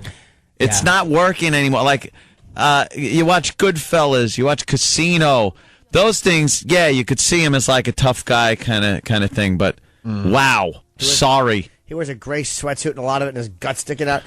Here's what they should have played. Like they should play like two fathers. Like maybe Pacino's got a son who's a homosexual, and De Niro's got a son who's attending college, and they come to grips with something. How about you guys do that? How about you do something different? Yeah. I'm a cop again. Jimmy, does Al die? No. What about De Niro? No. I'm going to remake of Fried Green Tomatoes. That's what I want to see him do. Bridges in Madison County. Can I put my film in your refrigerator? Look at the bridge, but don't cross. Don't cross it. Wow, this movie I sounds tell you, like 50 it's a cent. doozy, huh? 50 cent. Yeah. Is it cent? Fitty. Fitty. Fitty. Just call him Fitty. Fitty. Actually, just call him. Whoa! Wow. What's wrong with you? I love how you still right. have to mouth it. Of course I do. The whole thing. Mouth it, say it. Do you know what was funny though? It's the reflex at this point. Yeah, but it's My whole drive home. it's because I've been on the radio shows where guys might do something like that, but they don't say it. They just push the button. You are actually saying you're pushing the button because you're gonna say it. Because I'm saying it. Yeah, it's real. It's not. You're not doing a gag. He's turning off his mic. Yes, of Just to make course. sure. All right, listen. All right, obviously the movie blows, and obviously Al Pacino dies. De Niro so- was very good though. But De Niro, De I'll Niro's break your head. all right. Oh. Yeah, Bob. Hey, you know who I saw last night briefly too? Oh, Pacino. De Niro. And the Pacino I just saw the wispy little wig hairs bobbing out. I'm like, who is that little child? And Oh, his big block feet. look like Otto and His Herman George were Munster leaving. shoes. they look like the puppet. Hey, Grandpa, get me some shoes. Think Herman Munster? JFK assassination. Frank Whaley. Really? You know Frank, right? No. Not at all. But you do. I thought who is he? Say what again? Oh, really? Yeah. He was in Wow. he was shot Yeah. by Samuel Jackson in Pulp Fiction. Oh yeah, yeah. And he was also you're the one who saw him. And he Yeah. was Brett, in, right? I don't remember the What's his name. name? Swimming with Check sharks. out the big name on Brett. The big brain. He was in name. the- What? Yes, Brad. Yeah, Brad, was it? Brad. Brad, yeah. Yeah. Yeah. Yeah. That was Or it. bread. Oh, that's it? Oh yeah, I didn't do nothing till we saw him. He's black. What else? What? I love that scene. With his suit and his dumb hat. Did you get a picture with what's his name? No. Why? You got a picture with him? Who? Oh, you didn't. You just went over and with the guy from Pulp Fiction. We went over there. Nah, I didn't care. What? That guy's in a huge pivotal scene in a giant movie. I know and he's in Swimming with Sharks, which I like. Yeah, that was a good movie. But I didn't well, care. you're crazy with your pitches. You're crazy with your pitches. Well, you don't know what to take or what not to. Well, you know Pacino and De Niro, it's hard to anything but them just seems stupid. You didn't want to blow a chance by someone coming over and saying no pictures, no they pictures. wouldn't have there. No one cared. You gambled with him to hopefully get a De Niro or a Pacino picture, and you lost. He wasn't in the celebrity section. No, he was just in him and Ice-T, and a bunch of guys were on the floor. You could just walk right up to him. Oh, really? Not that you'd walk right up to Ice-T and be like, "Hey." What's he gonna do? I don't know. What, he's such a gangster these days? I'm sorry. He's got zero cred, as I say. When 50 Cent... Not all of us have a gun in our each sock. Well... When 50 Cent stood up, when Irwin Winkler was behind us, and I'm not exactly sure what he does, Irwin Winkler. He's a big producer. I know Colin right now is going, that's why you're not in show business! Irwin Winkler? Yeah, what does he do exactly, Stuntbrain? Could you Google him? He gave us the... Hey, just talking to my ear again. The Towering Inferno. I thought that was Irwin Allen. Oh, yes, you are correct. Stunt brain. My bad. I was the stunt brain for the stunt brain. Boy. There is a. But he has 2 movies in production right now. Maybe he was the producer for this. Well, let me just put it this way: 50 walked in with guys 4 times the size of him. Wow! Just walked in, blocked the whole aisle, and him and his entourage, and they took up the whole aisle. Then they sat down. You couldn't get near him. Mm-hmm. Okay. This old white guy behind us. Oh, no, don't tell me he was wearing a hat. No. And No, whoever he was powerful because 50 got up, walked right out in the aisle, and came over to him and like with no bodyguards. He was holding his hand. Yeah. I went to shake his hand, and 50 was holding both his hands the way you would gently hold the hands of an old person you're seeking solace or guidance from. Yeah, it was weird. It was such a gentle interaction. Yeah, his whole demeanor changed. And then he walked him up the aisle to see his wife. It was a really weird. Wow, that is odd. Yeah, It's really weird. It's like interaction. It was like a juvenile that actually was a success story. You know, he just won the Devereux Lux Award for being good for the last 4 years, and the old man was presenting him with the award. That was his attitude. Like, hey, thank you very much. He went from gangster to a little success story. Yeah. Yeah. This guy was powerful. Odd scene. Then he went and met his wife. His wife was somewhere, and he was like, "Yeah, let's go meet her." Yeah, he was just following up the aisle. Yeah. Wow. They go, "Hey, woman. Hey, woman." All right, we're going to take a break here. Hi, hello, Steve. Nice clothes. Oh, okay. Yeah, duh. He produced the Rocky movies. He did? So, yeah, Irwin Winkler. All right. So, The Right Stuff. And The Right Stuff. Wow. Hey. He's done a lot of. He's a big Right, producer. right behind us, Why would I know him? smelling Jimmy's gassers the whole time. The whole time. I guarantee if he didn't just do a lot of coke in the 80s, he caught a whiff because they were putrid. I was like, how is Bob not smelling these? Oh, let me tell you, I was smelling them, but I was trying to lick the inside of my shirt and smell that. It was just making me puke. It looked like they had effects for the movie, like fog was coming in, like. It was awful. Yeah, they were really good with it. Fog is rolling in. McCain has used that phrase publicly several times, but the issue was not that. If you listen to the audience in Obama's speech, they got the exact reference he was trying to make because he paused after he said it, and they all went, ho, ho, ho. But what was it kind of a legitimate? He could get away with it because McCain has used it many times? Sure, it's absolutely. Okay. Hillary's used it, McCain's used it. We need that clip because then it makes a little makes this make a little more sense. I don't know pigs that use lipstick. I mean, they're always eating duty and things of that nature. Let's go to Jonathan and... Maybe she's a pig that don't fly straight. I should kill my catcher. He hasn't gotten a hit all season. Scarface. Yeah, that was Say hello to my little wig. Say hello to my little shoes. He really is walking around on cartons of cigarettes. old Lego feet. Nice block feet, dumbbell. We're really blowing this lipstick thing because everyone's everyone. Wow, the way you put that, jeepers creepers. But everyone's saying that McCain has used the same thing. We really need that clip. God damn it! Fuck this show. Take this fucking show and forget it. Forget fucking bastard. I'm tired. It's early. Yeah. There's an obsession going on in this studio. They just showed De Niro and Pacino. I guess they're doing an interview on the Today Show, and wow, it looked like De Niro was doing his De Niro impression. Yeah. Opie and Anthony, by the way, we got Mark Maron joining the show right now. You know. Oh, I'm sorry. I just had a comment on Jimmy's review of the movie. Yeah, it's so. Oh my God! Bob too early for Bob. Bob Kelly's ass is too and early Jimmy's for that. smacking it. What are you doing that on purpose? Pull your pants up. He's bending over with his ass exposed. Grown hair. That my wife Dude, it looks like you got a spider bite or something on there. Yeah, what's on your dirty city ass? My wife. Oh my She God! waxed my butt. But she didn't do a good job. No. I actually licked my hand before I spanked. Yeah. Why are you? got DNA. You got Jimmy's DNA on your. Why are you ass getting? again? Hold on. Why are you getting your ass waxed? Well, because he's a girl. I didn't have a lot of hair. Isn't that clear? But it was just that like curly, wispy hair, like that when your testosterone starts to change when you hit 40. Look how much time you put into your face and head. You're like a woman. Yeah, but and now your ass too. Thank you. You're pretty. You're pretty. That's actually a compliment. That's a backwards compliment. Who's Mark. seeing your hairless ass though? That you need it waxed. Well, I get weird. I was actually going to Vegas, and so you need a clean ass. This is the thing you don't do.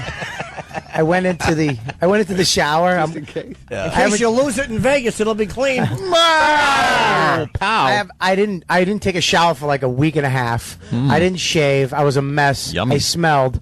And then I'm going to Vegas for that thing with Dane at the Caesar's Palace. Who's this Dane person? Another Dane mentioned. Jesus Christ! God, enough about Dane. Wow, is he sharing that huge mansion he just bought in Hollywood with you? I do have a room there. Yeah, that's why I had to clean his ass because he walks around with just an apron on at the mansion. And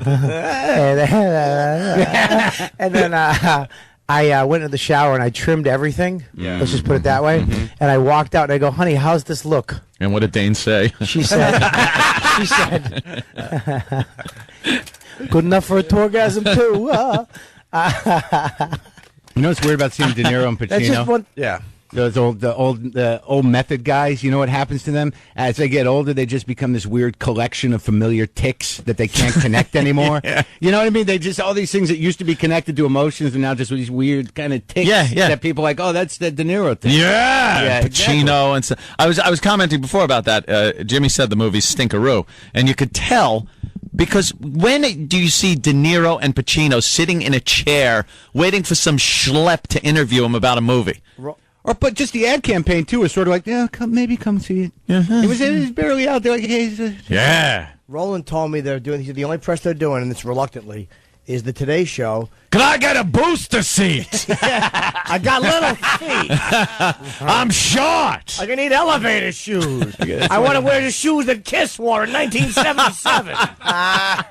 Just so I could be 5'8". Yeah. I would be hysterical walking around with Gene Simmons shoes on. I'm a monster. You'll be the star child. Somebody told me he had. I got Paul Stanley's chest on my head. Yes. And Peter Chris's wig. I'm wearing Peter Chris's wig. What is that on your head? Someone told me he had that. Someone said they worked with him and said he had alopecia. Is that possible? You ever hear that? Really? That's that disease. It's like a temporary nervous disorder where all your hair falls out. Pacino? Wow. Well, at one time, I don't know. I don't think he has it now, but it doesn't look like. Were they penciling his brows? Yeah, the whole thing. He did have some problem with his fingernails. Maybe that was part of it too. There was a movie. I think it was that one where he's in. It took place in. Was it Long Beach? Was he in that one, or was Long Beach? Long Beach. Yeah, one of those movies. I don't know what effing movie it was. I'll figure it out. But every time they showed his hands, his fingernails, every one of them were black, like he had a bad fungus. Well, no, was known to wear black nail polish. No, it was for fungus. They were all thick and gnarly and nasty. Yeah, and his thumbnail was like a yellowish color. Where he played a cop? Was that with like Robin Williams? Yeah, of course, he played a cop. Maybe that was it. Yeah, I think that was it. Insomnia. That was it. Insomnia. Cop again. A cop again with my 3/4 length leather, so I look cool, and it hides my big shoes. Yeah. I'm wearing those little Kellogg snack packs on my shoes. If I don't wear the lifts on my feet, my gun scrapes on the sidewalk. I got little teeny tiny shoes. I look like Yosemite Sam. I fire my guns and lift in the air.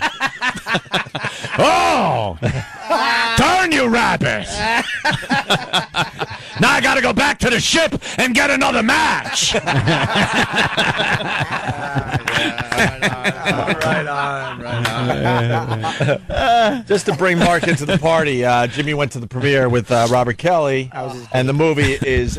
Oh, what a a stinker. P and a U. It's unwatchable, like unwatchable.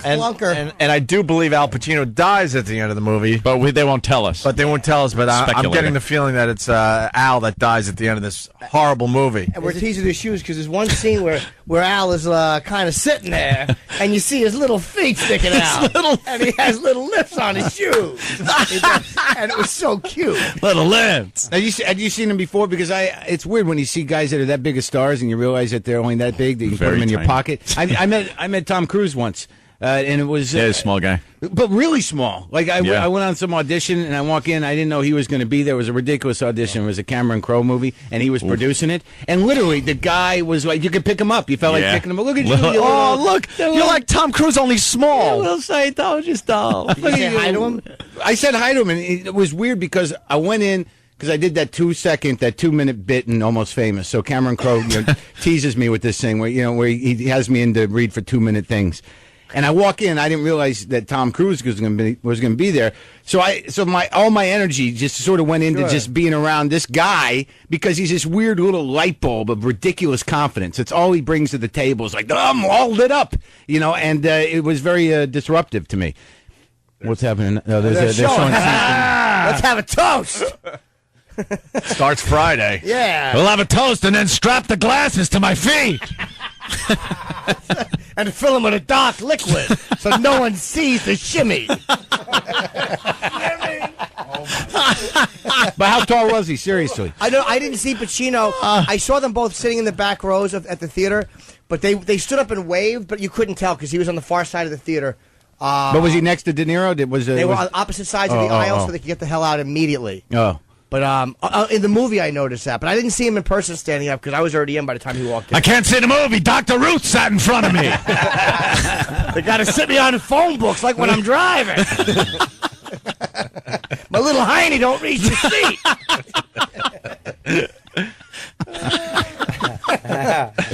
Oh, damn. Little tiny guy. Oh, where's Emilio Estevez? I need a wig.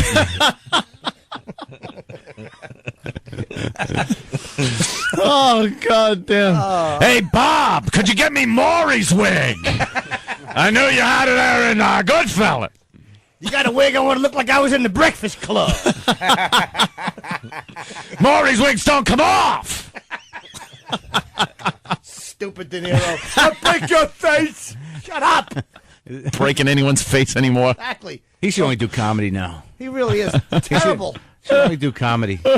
Because then he can just be a clown. But a goof, a parody of what he used to be. Well, yeah, but that's how De Niro comes off now. He's always a clown. They're just clowns now because they're caricatures. Yep. Pesci too, same thing. He was always funny. He was always supposed to be funny. But I mean, in Casino, I mean, in Goodfellas, he was a badass. Same with Casino. Funny as hell, but that was like. You knew he was a bad guy. Yeah, he was. Really, really bad. Nuts. In Raging Bull, they were all great in that. Raging Bull. That's the last time he was like just a funny. Hey, I want that wig Pesci wore in JFK. I want it spray painted black. Get the eyebrows too. I want to look like David Ferry. The movie's not good, huh, Jimmy? Oh, it's horrid. Oh, boy. Oh, what is Rotten Tomatoes? Horrendous. We got reviews on the movie yet? And it's like I don't really fault those guys. Because Pacino's acting was actually good in the movie. It was the fact that the writing it stunk, and they just the shoot. It was such cornball shots, like that scene in that big warehouse. It's like exactly what you'd expect. It was like this. Ugh. Yeah, but that didn't even make sense either because he's on the surveillance cam that the cops set up, and all of a sudden the cops aren't there. Yeah. And he's on this camera for like 10 minutes spouting all this crap, and nobody shows up. Yeah, it's just silly. And was it Pacino who died? What, did Al die? No. was it De Niro? No. Was it Pacino though? No. What do you call that again when you ruin the end of a movie for somebody? Spoiler. Spoiler, yeah. But it's not like we're talking about The Dark Knight, though. I mean, come on. I want to do the whole show like this now. Yeah, that's all you want to do. I want to talk like Christian Bale when he's Batman. I want to ruin that one, too. It must feel good to be able to do that impression, because that's why he talks like that. It's relieving. Yeah. Very satisfying. But he used to talk like this, like in The Godfather. It was kind of a Dog Day Afternoon? low-key thing. Well, okay, no, I want to I'm bust. out of order. You're out of order. Yeah. This whole courtroom's out of order. And then what happened? Ah! It happened at Scent of a Woman. That was the end of it. The ooh-ah thing. Nope, that started in Sea of Love. Sea of That Love. started in Sea of Love, which was before. Oh, true, yeah. Yep, I saw him do American Buffalo in Boston, the David Mamet play. And it must have been 2 years after Scarface. You know, I was in college. These footlights are in my eyes. Yeah, but he was still doing Scarface.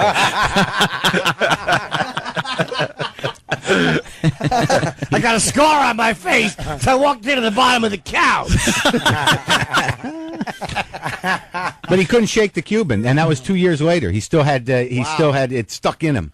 So really? Maybe, so maybe these method guys, if they go too deep, it locks in. Well, this one stayed for years. Exactly. Jesus. Where's their Have a lozenge.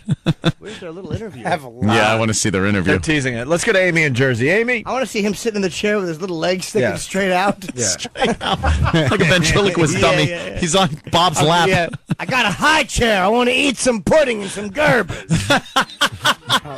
I'll feed you. I'll feed you. I got a fat gut in a sweatsuit. You know how fat you got to be for your stomach to stick out in a sweatsuit? Open up. Here comes the airplane. I love the airplane. Feed me, Bob. Don't get any on my little booty. Don't get any applesauce on my booties, Bob. Yeah, or on my Oshkosh bagosh.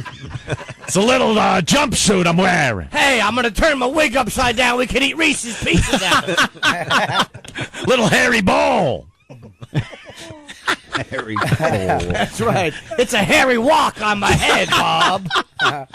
It don't move on the back of my neck. It looks like a stormtrooper helmet. My hair's made out of cotton candy. Stick a pencil in it and twirl it around, boy. Little chilly. Where's my blankie? Amy, what's up? Try to get in on Amy? this mess. Hey, guys. Hi, Amy. Hey. Hi, Amy. I was at the play Boeing, and Pacino was about 6 rows behind us. And when we walked out at the end of the show, I passed him. He was right on my left, and I was easily taller than him. And I'm about 5'4". Oh, really? No way. He's short. Wow. Yeah. 5'2" short? 5'3" so short? No short. way. They will shoot you. No way. Dude, they will shoot you in such a way where you're Yeah, eye I level. understand It's all really that, weird. but- A lot of movie stars are like dwarves. They are. They're very little people. I don't know why that works on. And they got big heads usually. They have a large head, a large bulbous head. Norton just explained movie making to Opie. They make it look. I saw a clip where they. Like, they were. I was going to get specific because I've seen footage of somebody where they had the Jon Stewart. They had to dig a ditch. That's the one I was going to bring up. It was Jon Stewart, and he's really short, and he was with his, leading lady or whatever it was. I don't even remember which movie it was, but it was Jon Stewart, and they dug a trench next to the sidewalk for her to walk in, so he could be next to her at equal height. So then when you got to double your acting because then you don't have to. You have to try not to feel small. On top of doing the other part. How bad is that? So when Walk in a ditch, Al bitch. Pacino does a play, the rest of the cast is in the orchestra pit.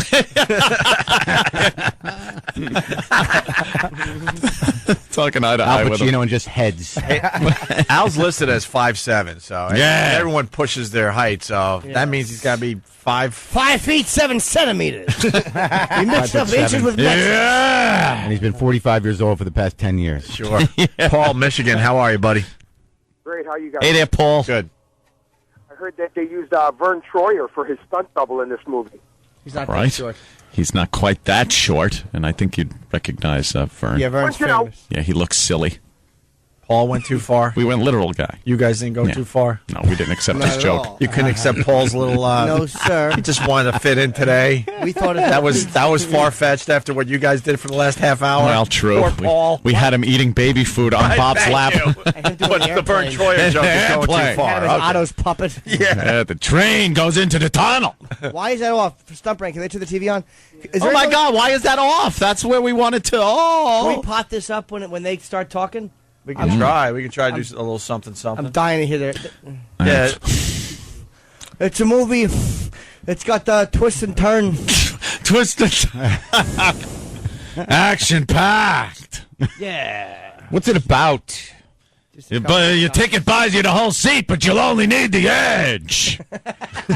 That's right. Or the space underneath, because my feet never reach the floor. So I never kick popcorn over. Because I'm tiny. I got in for half price with Bob. We can't even go on the rides at Coney Island together. You gotta be this tall. Yeah, you can be. The ride's there, but you can't ride it. Not tall enough. It's God's big joke on me.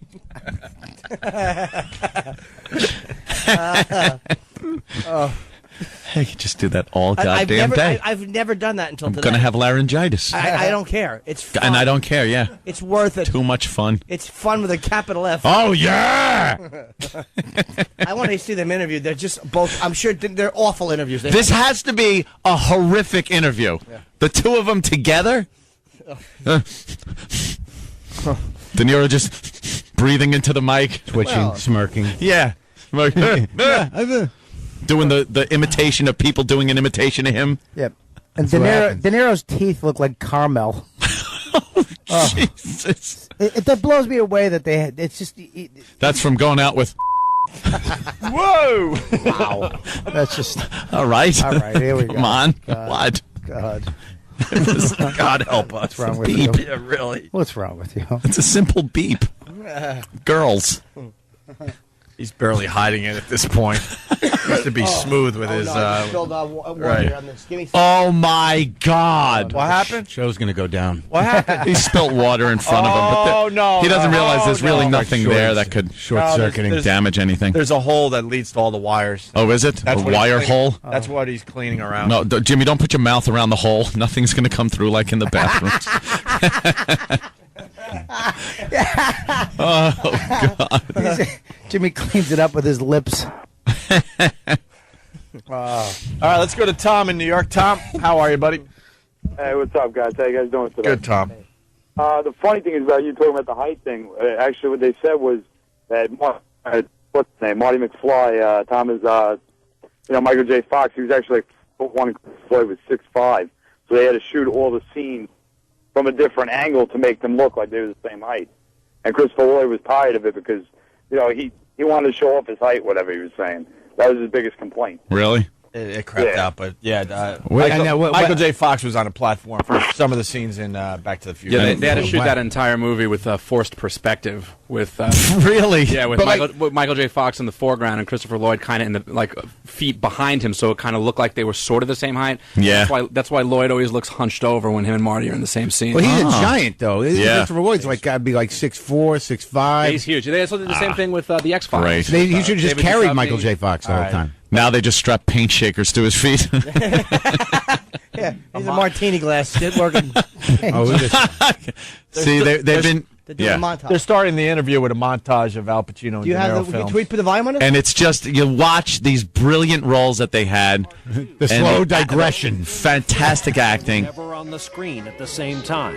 In the movie Heat, they finally met face to face for just one pivotal scene.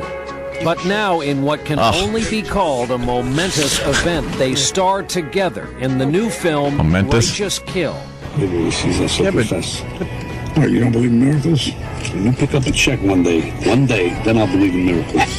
They are not the easiest men to interview. Have never granted a side-by-side television interview until today. Because the movie stinks and we need help. Oh, it's over 60s. In the 60s. Yeah, the 60s. When do you first remember being aware of Al? Well, I was aware of Al. He was. I stepped on him once. Tiger wears a necktie. And what was the first time you remember being aware of his name or his face? It's interesting you would ask that. This is riveting. I remember the first time I saw you, and it was on 14th Street between Avenue B and C. I was with my girlfriend at the time, who was a munchkin. That yes, really is I was saying doopity-doo in a green wig. Kind of, you could tell he had a certain fire in him. Speaking of energy, in watching the movie, you realize that really your natural habitat is the city of New York. How much energy do you derive from my city up through the streets? It never sleeps. Well, New York, but I do. It's a great city. It always is changing into what it is at the moment, and that's as it should be. We're both well said. God, he's a bore. This is horrible, and it's cut up so badly because it was so boring. Different, it's it's a feast here. Oh. It's great. And we all know what day it is. Bob, especially all you've done to help the city. How often do you get frustrated at, let's call it, the lack of progress since 9/11 downtown? Why? It is surprising that it's taken this long to get to a point, to get to where we are today. What? So I'm shut up. Surprised. That's all. He's adult. He is adult. He's always been adult. So unreal, and then real that there's no. Have you ever talked? This guy is adult. Never talked. Somebody was. What's that on your head, Al? Wrong. There's birds living on my head. I really wanted to come back, and I couldn't get back here because there was no. I couldn't get into the subway without falling through the crack. To reconnect. Small. Speaking of Get it? reconnecting, about the movie, how Why? much of a rekindling of her friendship had to happen on a movie set? What? Well, we've known each other a long time. We're comfortable with each other, so I think those things help. 2 years and years of he's Big B. Terrible. There's a mutual. God, give him a script. Someone give him a script. The acting goes out of the scene, and rather you just. Oh my God, these are like two black holes How up do you like here. playing cops? It's a change. Brian De Niro just threw his hands up. Cops on and off. How's it a change, Brian? You've killed people, both of you. Let's admit it. Let's get it out. I like to play people. Yeah, I was gonna play an ant. I was cast as an ant. But they said I was too short. And you've played. This poor son of a bitch, Brian Williams, right? Gave Brian Williams the big. He must just be like. Was that acceptable the way you just said it? See that? You just on the line. Don't give me that face, because now I think I'm going to get killed. No, you don't. Don't worry, you won't. You'll get killed of boredom. You both have this weapon you can use as actors. Do you ever give that like dead eye look to like a poor person who pulls you over or a waitress? No. Throw it on somebody on the street just for fun? We sort of don't need to sometimes because it comes with the territory. I was driving and I drove past this guy's parked car and I knocked his rear view mirror off. Totally. With my what, your fault, antenna? of course. So I stopped, naturally. He said, his clown "Look at my car. mirror. What did you do?" I said, "Well, whatever. I'll take care of it. Whatever." I rolled down my window. He came to the window, saw it was me, and he said, "No, it's all right. He Don't surrendered. worry." Yeah. It's fine. Do fans come up doing you guys? Do you get that a lot? Do you get people doing you? 'Cause Yeah! They want You talking to me? Oh, he made a joke. I get it. Last question. Oh, big cut. They edited this with a hatchet. Yeah, because De Niro What do dozed you off. associate when you close your eyes with being yourself and being happiest? Complex Being question. with my kids, going away and being with them. That's the happiest I can look be. up to my kids, literally. My kids are going to, like vacation or He country or repeated. something like that, just on a weekend. He repeated his answer. He stole Pacino's answer. Whatever Al does, I do. I watch the Today Show every day. Watching the Today Show since I was 10 years old.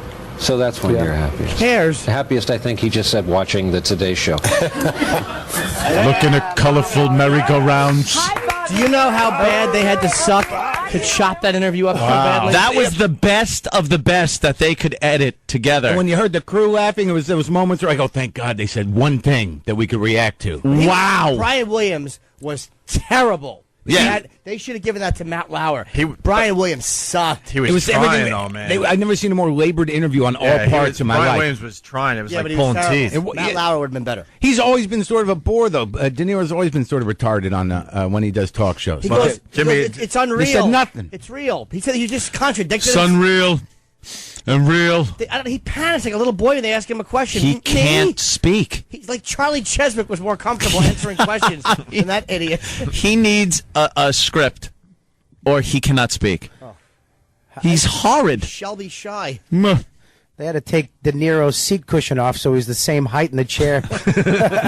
Real. You're not real. Roland's in studio. He was at the premiere last night. Roland. This has become you're hungover? Beyond. What happened? You don't drink, do you? Yeah, I did an Anthony. Oh. Well, you shot a bunch of people? That could be a few things, yeah. No. All right.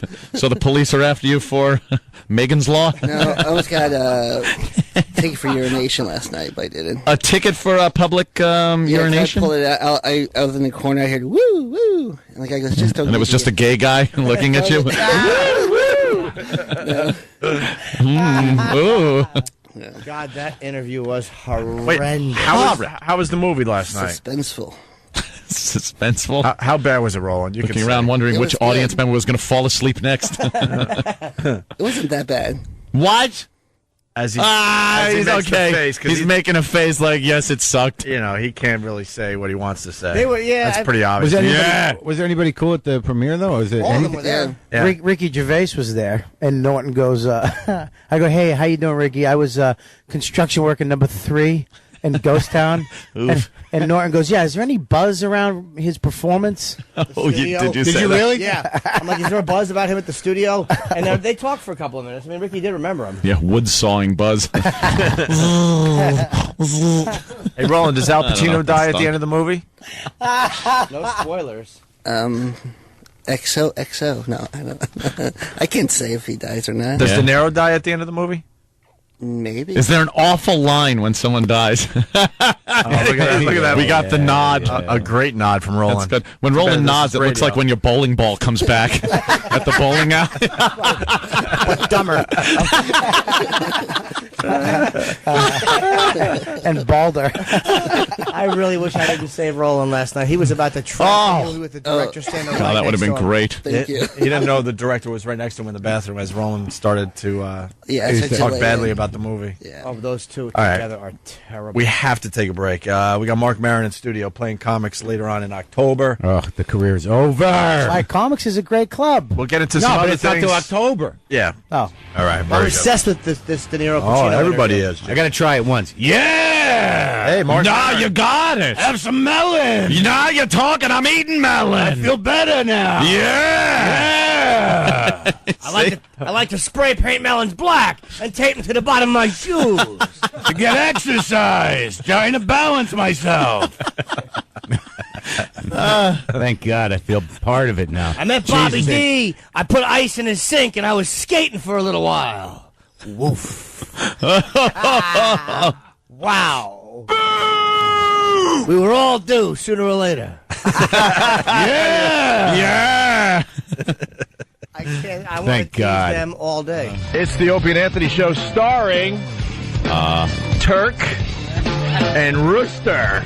Yeah. Jimmy, you failed miserably yesterday. And Bob forgot too. Yes. I knew there was something we had missed. Talking about the Pacino De Niro movie, of course. Yeah. And Jimmy did a great job of describing the douchiness of the movie. And one glaring omission was the names of the characters. Turk and Rooster. Only second to Cobretti in movie Ughdom. Who are the names in Kurt Russell and... Oh, right. Kurt Russell. yeah, of course. Tango and Cash is better than Turk and Rooster. Hey, Tango, what, Cash? Were they like, hey, Turk, Hey, Rooster. Yeah. Ooh. I forgot. Turk and Rooster. Can I start by just saying Sure. That Jimmy was accurate? Is it righteous kills or righteous kill? Righteous one. All right. Getting horrendous reviews all over the place today, and they are everywhere. De Niro and Pacino are everywhere trying to promo this piece of crap. Can I start by saying they're everywhere to the point I saw Al Pacino last night in the restaurant I was in. That when you texted me last night, I was like, what a coinky dink that is. And there was Ope sitting at a restaurant, and I guess Pacino's in there. I swear to God, after all that abuse yesterday, I'm sitting with my girl at this great restaurant. Should give it a plug. Gabriel's. Where is it? On 60th. 60th, right around Time Warner for the New Yorkers. East 60th Street. And I went there once, and we saw Kevin Bacon and his lovely bride of many, many years, Kira Sedgwick. Kira Sedgwick, who is so effing hot in person. Ant and I discussed this for like a week afterwards. She is ridiculously hot, looks way younger in person. Yeah. And then you see her on TV, you see her in like print ads, and you can't believe it's the same woman. A little haggard. But in the movies, and then live, she was pretty hot. I was thinking to myself, wow, Kevin Bacon is cheating on his wife because she looked that much. She with looked her younger sister. Yeah, she looked really young and just ridiculously hot. But anyway, it was that restaurant, and I'm sitting there, and all of a sudden I look toward the door, and I'm like, no way. There's Al Pacino walking in with his head down, mumbling to himself. Of course. My movie sucks. Movie sucks. Very crowded in here tonight. And he gets escorted to like this back room area. I'm like, holy yes. And of course I'm doing this dumb thing on oandradio.com called Opie's Eye. And I'm like, why didn't I take the picture? Of course, you have to. And I had plenty of time because it was like a runway. He comes into the restaurant and easily 30 feet before he got to right behind my girl. Literally walked right behind her as I'm staring at her. And I didn't take the picture. So then I just showed Jimmy my great picture. It's up on oandradio.com. Yeah, it's fantastic. It could be a few things. Well, what happened? Make of it what you will, because to me it looks like bad pictures of a fireworks display. I don't know if you know what you do if you squint. It all makes sense. So I'm squinting. My eyes are shut. The picture's up there, but basically, I waited about an hour in the restaurant, more than I should have. Turns out the waiter was a huge fan of our show, Anthony. A Boston kid trying to make it in acting, and he's like, "Oh, that Dementor World CD you guys put out 10 years ago. I was working in a record store. That thing flew off shelves." I'm like, "I know, but we never really got any money for it. But it's still good that a lot of people have that out there." Yeah. And then the owner is a huge fan at Gabriel's, so he comes over. Why didn't he bring you over to Pacino? I was kind of hinting. That's exactly what I was going for. And he's like, "Yeah, De Niro's stopping by, but Robert De Niro never stopped by." I think that's what he was hearing. So they're probably promoting in the restaurant. The movie's so bad, handshaking on the way out like politicians. So here's me, and I make fun of Jimmy all the time about celebrity photos and stuff. And I realize the bathroom is right next to that room he's in. Oh, but you got to stop short of that room to go in the bathroom. You got it? So I go to the bathroom and I get my my BlackBerry all set up. Mm-hmm. And then I leave the bathroom and I make the right turn into the room he's in. Yeah. And now I'm awkwardly standing there like, oh, I'm in the wrong area of the restaurant. There's a couple having dinner, and then Al Pacino is holding court with like 6 or 7 people, a lot of younger people. Looks like the family members or something. And I'm just staring at Al Pacino and like, how am I gonna take the shot? And I'm like, I can't take the shot. So then I awkwardly put the BlackBerry behind me like this in my back pocket, kind of, making believe I'm putting it in my pocket. I spin and click and walk. As you're turning. Turn, click, walk was my my technique that I attempted last night. And the results are up on oandradio.com. Papa Rotten. Stink. I blew it. And then we're outside Dude, that's tough. You to hold up a camera at a that's a tough one to pull off. But it's Al Pacino. It's that's a biggie. That is a biggie. That's especially with everything we've been mostly you guys have been doing. I'm like, man, if I come to work tomorrow with an Al Pacino shot, these guys are gonna bow. Well, Opie called me. I got a call because I was napping, and he's like, dude, and he told me Pacino is here. Get down here. And the temptation, because him and his girl had just sat down. Yeah. I think he just walked in. But I was like, here's 2 schools. I wanted to run down, and I would stand there, but I'm like, it could be 2 hours. The guy just. Oh, you're crazy enough. You would do that. But I'm like, you can't do it. Well, the first call went right to Jimmy. I'm like, Jimmy, here's your chance. He didn't have any security. I think he had like a black SUV out front and some older like driver security guy just kind of standing there. Because then afterwards we stood outside like idiots for about 20 minutes and he's the guy that throws the ladder out so I could get in. Hung out for another 20 minutes, and then I had to give up on my Al Pacino shot, unfortunately. But you never know. I was kind of bummed. I didn't know who he was with or anything. He could obviously he was in a back room, so I'm like, I kind of worked out the math real quick. I'm like, you'd have to stand outside. Mm-hmm. You have no idea. I had no one with me, right, to take the picture because who knew you might be gone by that time. No, if you showed up, we would have got something. Well, you probably. I would have waited, but it was starting to get creepy. We were just kind of hanging around.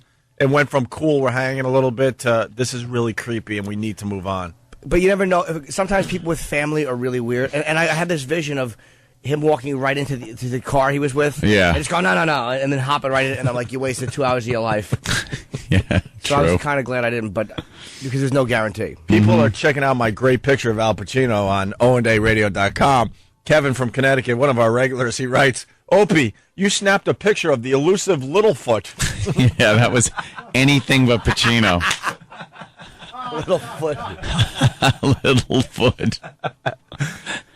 And then I was so bummed, but then I'm like, you know what? I got to post a picture because the story's hilarious. This is how lame I am. I was a panicky Pete. I wrote that in the text. Pacino still, I think, does plays. Like, he's almost a guy who is somewhat gettable if you want to go see him in a play. I don't even know if De Niro does plays anymore. Mm-hmm. A lot of these guys, if you really, really want to get a shot, a play is a place you could probably do it. Yeah. A lot of times they come out in the back. Stage door. Yeah. Yeah. But there you go. That's my little dumb story from last night. I almost had a picture. Very coincidental. Of Al Pacino, which has become everything we're doing on this radio show. But isn't it weird how when someone that famous, because Tuesday I went and saw Alan Alda talk on 66th Street at Borders, at Barnes & Noble, he did a talk for his paperback.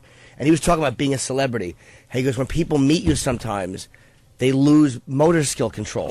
And it was very funny, the story was telling, but he's like, amazing how people don't, like, whatever fires during normal life just doesn't. And when a guy like that walks in, you really lose perspective on the way you'd normally act. It's like, ah! Yeah, what the hell is that? you just like, connect with him. God. It's weird. Yeah, what is that? You want to make some type of connection. You want to make an impression.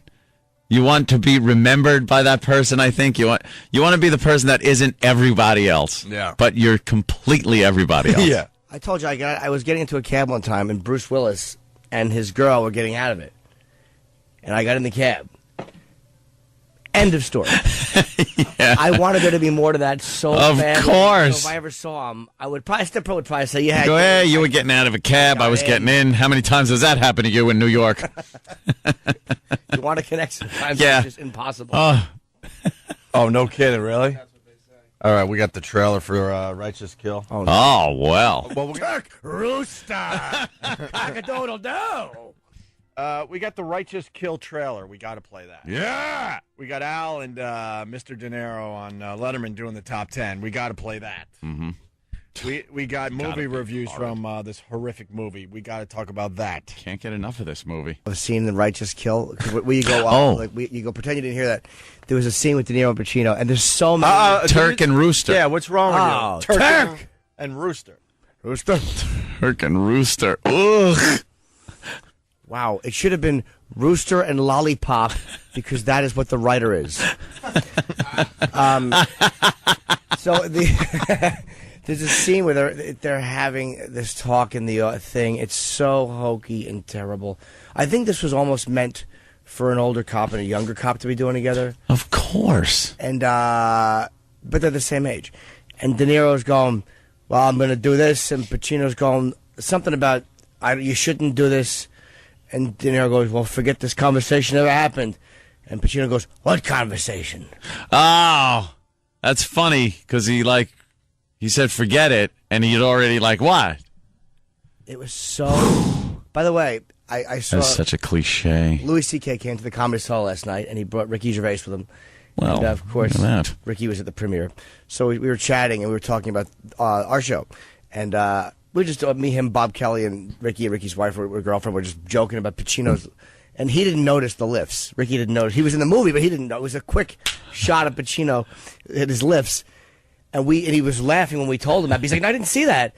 And I just started talking about how we were making fun of the and he goes, you were doing that on the radio? like we were killing Pacino on the radio. I'm like, for 40 minutes. Of course. He just really enjoyed our beating of Pacino. He should have came in today. He They loves this show. He really does. He had a great time the one time he came in. I'm going to find out who it was, but the reason Ricky is not on the show this time, and we found this out a couple nights ago, it's AIDS, yeah. Yeah, it's really sad. I mean, he doesn't have it, but he's trying to get it, and he's busy. It was it's a good weight loss program. It really is. Yes, He was feeling a little hefty. It's Paramount. Somebody at Paramount C-blocked this show intensely and purposefully. And Ricky's person is in London, 6-hour difference, and she was fighting to get this on, but they're controlling his schedule while he's there. I mean, that is the way it works. But I'm going to find out from Roland who this person is, because it shouldn't be a hidden fact. Mm-hmm. And I'm really, really irritated. It was a purposeful block by Paramount to keep him away from this show. Yeah, he's done great on this show. We've always had fun with him. Show a lot. Yeah. Mm-hmm. So I want to find out who that disgusting, revolting person at Paramount is. Well, you got his attention today, Colin Quinn. For the third day in a row. Let me think. There was something I said. Yes, that Colin's going to have a problem with. Colin wasn't listening. And I actually said something a few minutes ago that made me think of you. I was hoping. Yeah. Hold on. Don't say it. Let me write it down. Let me see if I'm right. Okay, Jimmy's going to write it down because he was hoping you weren't listening. Wait, hold on. All right. All right, he's writing. Jimmy's scribbling away on a little piece of paper. I was hoping seeing if he can match Colin on this match game moron edition. Colin, I like this game. Yes. So but Colin, I'll never get this one because it's Are we ready? Yeah. It's a general sweeping. Jesus Christ! Drop the Pacino De Niro movie. It's have pity on the audience. Why? You never did when you performed. It was one day ago. We're not finished. I can just imagine people. All right, what was his? What? Yeah. What mine. When we were talking about McCain and Obama running together, and I said, how can we expect them to get along in the Middle East when we can't run two parties together? Yeah. I didn't hear that. I didn't hear that pearl of wisdom. But I'm glad somebody had the guts to say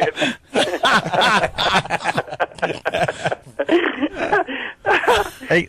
Hey, Colin, we got a wide open slate today. I say, you put your pajama pants on and come down. Come down like a crazy person. Yeah, who gives a crap about your script today? It's Friday. Why don't you come hang out with the boys for an today? hour? You're blocks away. Wait, look at the. Come down for an hour. All right. You guys want me to bring anything? Muffins. Bakery, you know? Just your charming self. Yeah. Comb your hair. I'll come for an hour. All right, good. All right. Bye, guys. Bye. Hey, that's there. You go, Colin Quinn. That was easy. Colin Quinn stopped. He's never busy. But back to the Pacino De Niro movie. Of course. There's going to be a lot more chatter about. Yes. Well, how do we not talk about that? Well, that's what we do. As soon as Colin sits down, then it's all about Turk and Rooster right in front of his face until he goes insane. He'll get caught up. There'll be one moment of he gets caught up in. Let me play the trailer for everybody. Oh, this is all we're talking about. Righteous Kill, the trailer. Academy Award winner Robert De Niro and Academy Award winner Al Pacino. Who made the decision to enter at that time? I did. Whose decision was it? Mine. The two greatest actors of a generation. Gotta get some daylight between them. They're like Lennon and McCartney. The movie event we've been waiting for. Am I a suspect here, Lieutenant? If you don't back him, you will regret it. I need to know who I can count on. Whatever happens, I'm not taking you down with me. Righteous Kill, rated R, starts Friday. That's not an awful trailer. I mean, it doesn't really. Just the part, convey the douchiness. The event we've all been waiting for. I guess we have been waiting for that. They should have done this about 10 years ago, right? Yeah, that was not right for them. Pacino was not awful, but De Niro was just. And when you hear them, we heard the top 10 list, which we heard. It was actually pretty funny. But De Niro's delivery, and this is a guy who knows how to deliver comedy lines ironically, to make them bad. He does it badly in this. Yeah, he's not very good at it. It doesn't seem like he understands where the inflection goes, where the little delay maybe, or an accent on something. It's like, why are you so uncomfortable talking? You've been talking in front of people since 1972. How have you not gotten the hang of it yet? The one thing also that was just so... This movie seems like complete cliches. Like, just full of cliches. And the opening scene is at the cop shooting range, where they both have their pistols out, and it's the front view, just boom, boom, boom, with the ear protection and eye protection on. How many times has that been done? 6. Exactly, 6. Yes. 6. Little picture. The little remarks they make to each other. Yeah, good shooting. Yeah, right down the middle. Did they bring the targets back? And of course they did. See, I gotta see this. Now I have just to for the see it, douchiness, for the complete douchiness. It's horrendous, and it's getting on Rotten Tomatoes better than I thought. Really? What is it up to? 27%. 27%. All right. 20% of that's generosity. All right. There's a movie getting worse reviews. A movie called The Woman. The Women? Yep. Has 6% positive reviews on RottenTomatoes.com. By the way, Pierce Mark wants to remind us that Turk and Rooster replaced us in Grand Rapids, Michigan. Not Turk and Rooster. Yeah. They Damn it. They took our place in Grand Rapids, Michigan. I forgot. Turk and Rooster with you. In the morning. In the morning. We got the Q and the D coming up. In between twofers. 2 for Tuesday. 2 for Tuesday, we're going to play a Led Zeppelin song, but then the 2 for and the 1. Thank you, Turk. 1 band, 2 songs. That's a twofer. Here we go. Here's the angle. Turk and Rooster in the morning. Turk and Rooster. Our movie bomb. On your radio. Movie bomb, so now we're doing morning radio. Turk and Rooster. With ya. Top of the morning to ya. Turk and Rooster. Say good morning, Turk. Good morning, Turk. I get it. Oof. Oh, Jesus. Oof. MSNBC on the reviews said, compared Call in, win a prize. Ninth caller. Always ninth caller. Oh, God. No, because we're on what's this thing here? 92.3. Yes. Yeah, 90-second caller. But he would go, shouldn't it be 90-second .3 caller? Oh, Turk, you're a loose cannon.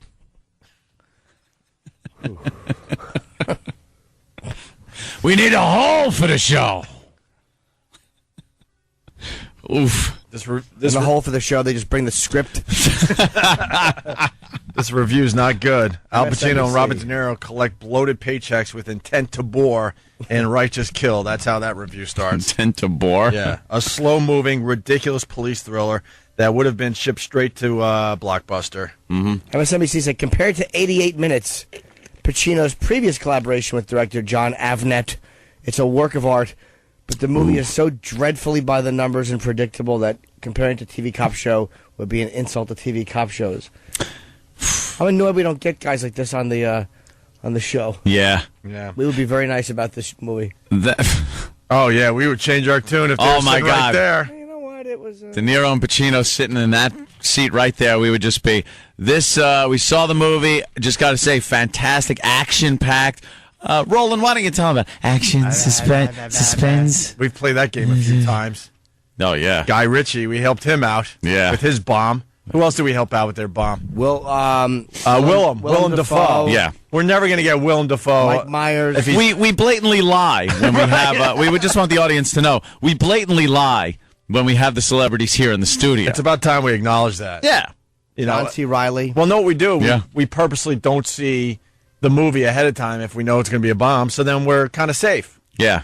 Kind of safe about it. Like, well, we're going to go when it opens. We didn't see the preview, damn it. Yeah. You know, they didn't send us a screener. How many times have we said, this is one we're looking forward to? Yeah, this one looks really good. I can't wait to... I'm going to go this weekend. Yeah. The Oscar-winning actors who, with each passing year, are looking more and more like money-grubbing has-beens. Wow. Yeah, the reviews are not kind. Is that the Opie and Anthony show? Well, what are they? Who said that? Francis Ford Coppola? He gave him another beating, I think. Oh, yeah. Did he say something else about this movie? No, but he did say that they're not their former selves. He went after Pacino big time in this. Yeah. When was this? Because he did that a while ago. This again? Today. Today? In Russian Malloy. Oh, it's in Russian Malloy, but I think the statement he made was a while ago. But they were asking Pacino and De Niro about what Coppola said. Yeah. And they didn't want to answer. They don't want to badmouth him. Yeah. Well, Coppola said, I met both Pacino and De Niro when they were really on the come. Mm-mm. What? What? Old school. Really? I know it means on the up and up, but maybe they sounds should have a little said different. Maybe he should have said when they were on the up and up. Yeah. I've never heard it put that way before. No. Yeah. Someone else was on the yesterday when we with you know who. Yeah. They were young and insecure. Now Pacino is very rich, maybe because he never spends any money. He just puts it in his mattress. I don't feel that kind of passion to do a role and be great coming from those guys.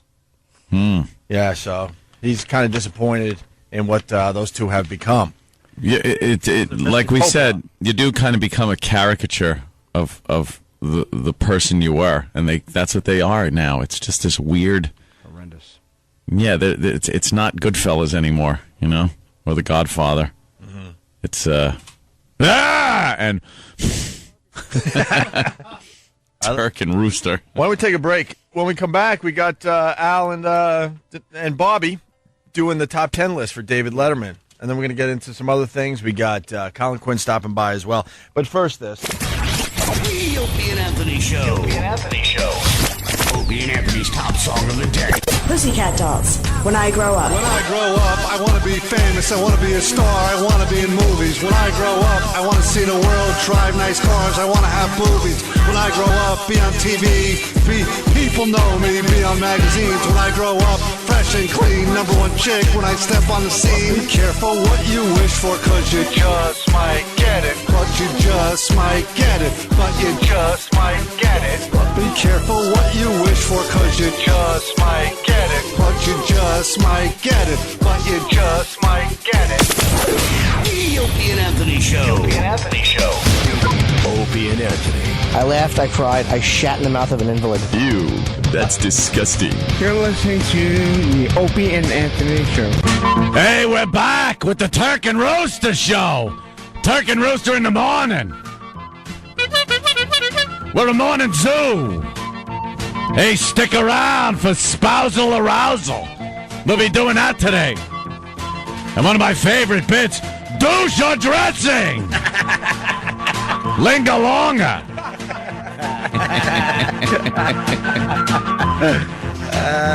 Gonna have a Waggish Friday.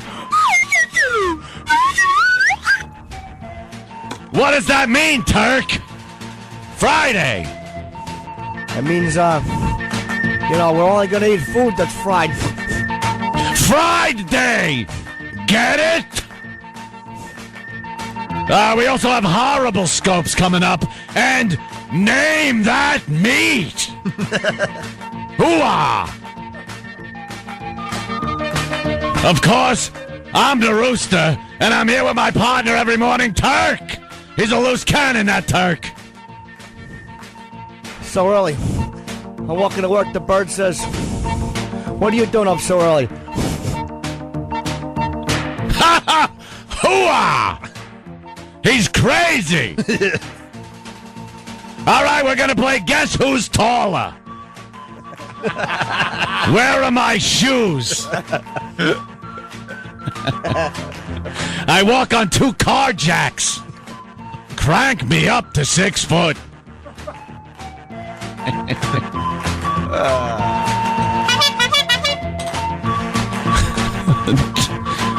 Turk and the Roost. It does just sound like a horrible morning show. And they would have awful tie-ins to like their stuff from movies, like for the Eye in the Sky traffic cam. We know where the traffic is, because I'm looking at you.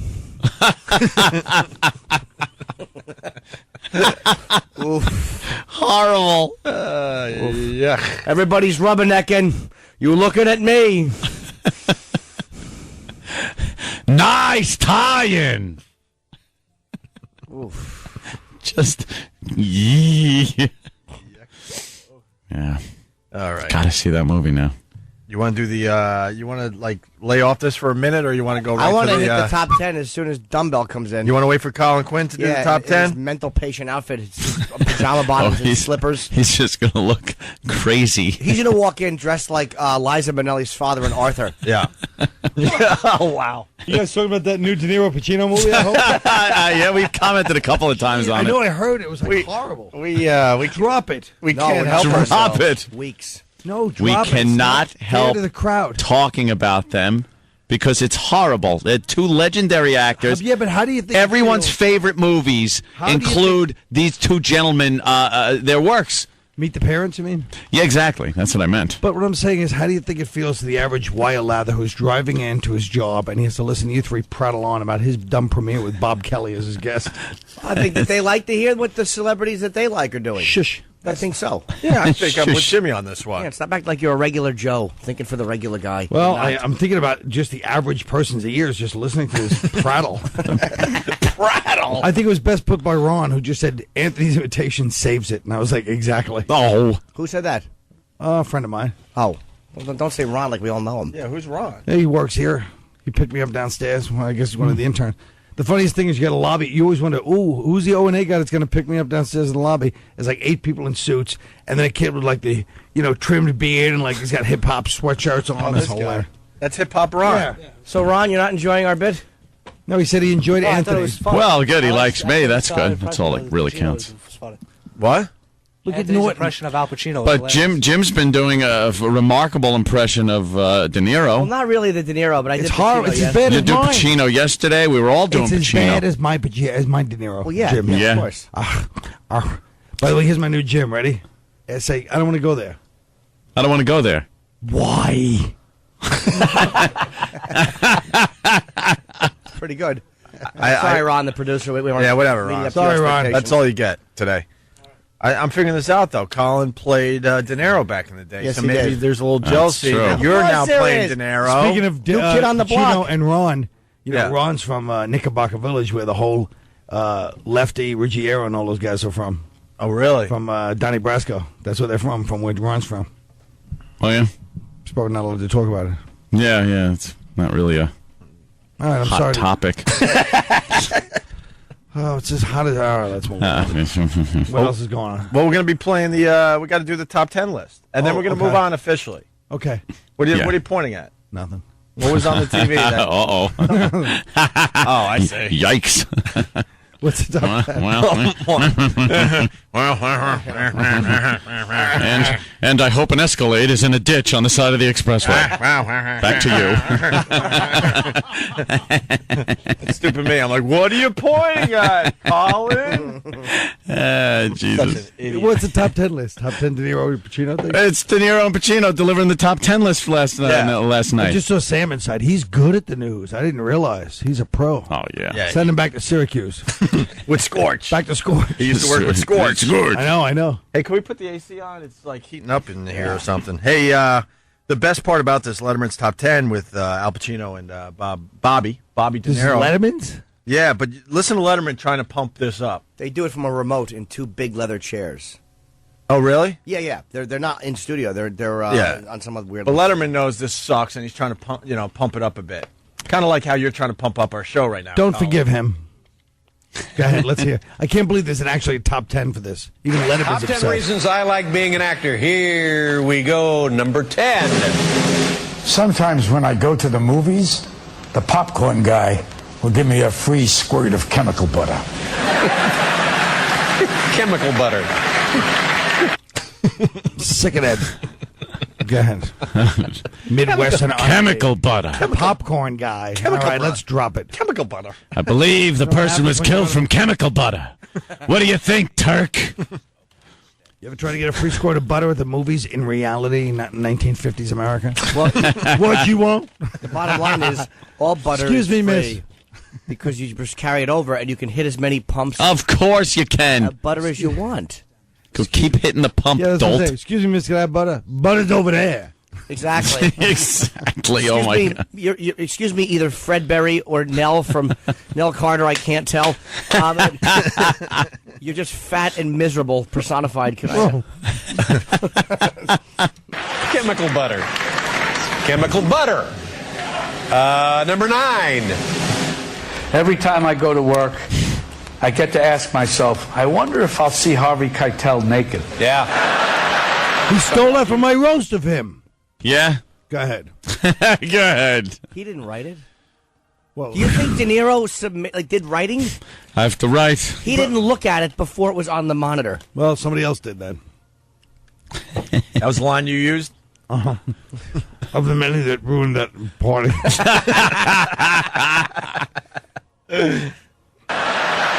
The lucky man. Top 10 reasons I like being an actor. Number 8. But you got to keep honing your craft, or you could end up out of the business and taking a job as governor of California. Yes, exactly. That's right. I tell you, that's edgy. Yeah, that's timely, too. Yeah. Number 7. If you do a scene where you're eating pudding, they often let you keep the pudding. Funny in a kind of offbeat way. Colin rolled his eyes. He didn't like that one. I'm going to commit suicide if you keep playing these. They let you keep the pudding. I like the pudding one. Why? Pudding. They often let you keep it, not always. Often. That made the joke. It was corny. Well, yeah, of course. Yeah. Still fun. Well, you can't argue with that. Can't beat that. Number 6. I got to meet Spider-Man. Spider-Man. He got to meet Spider-Man. Happy for him. Mm-hmm. Spider-Man stinks. And I don't like him. Wait till you Now, that was a performance. Wait till you see. I got to meet Spider-Man. He was a good fella.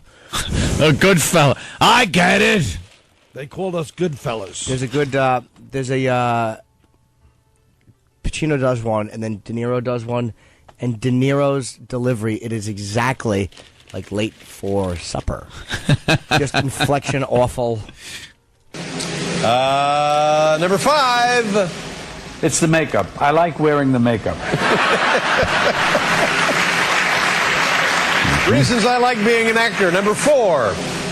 We get to make films for personal reasons. I made Righteous Kill to let people know I'm still alive. Mm-hmm. Good idea. But get the movie name in there. Number 3. I get to make films for personal reasons. I made Righteous Kill to see if Al was still alive. Mm-hmm. That's right. If Al was still alive. What was this still alive? Yeah. If Perfect delivery. If Al was still alive. Yeah. Or I made Righteous Kill to see if Al was still alive. Yeah. That's where you have to put the inflection. How does a guy who's been talking other people's words for 37 years not know that? To see if Al was... And then he realized that there's no joke, and he just threw on it at the end a little inflection. If Al was still alive. If I was still alive. Ass. Still alive. He was forced to make a comeback. How does he get... Exactly. How does he get like dialogue so good and like a written joke so terribly? This is the same guy in The Godfather 2. Is it? Same guy from Taxi Driver? Is this what we're looking at? Yeah, sure.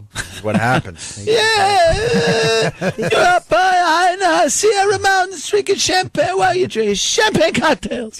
Chicho aparte.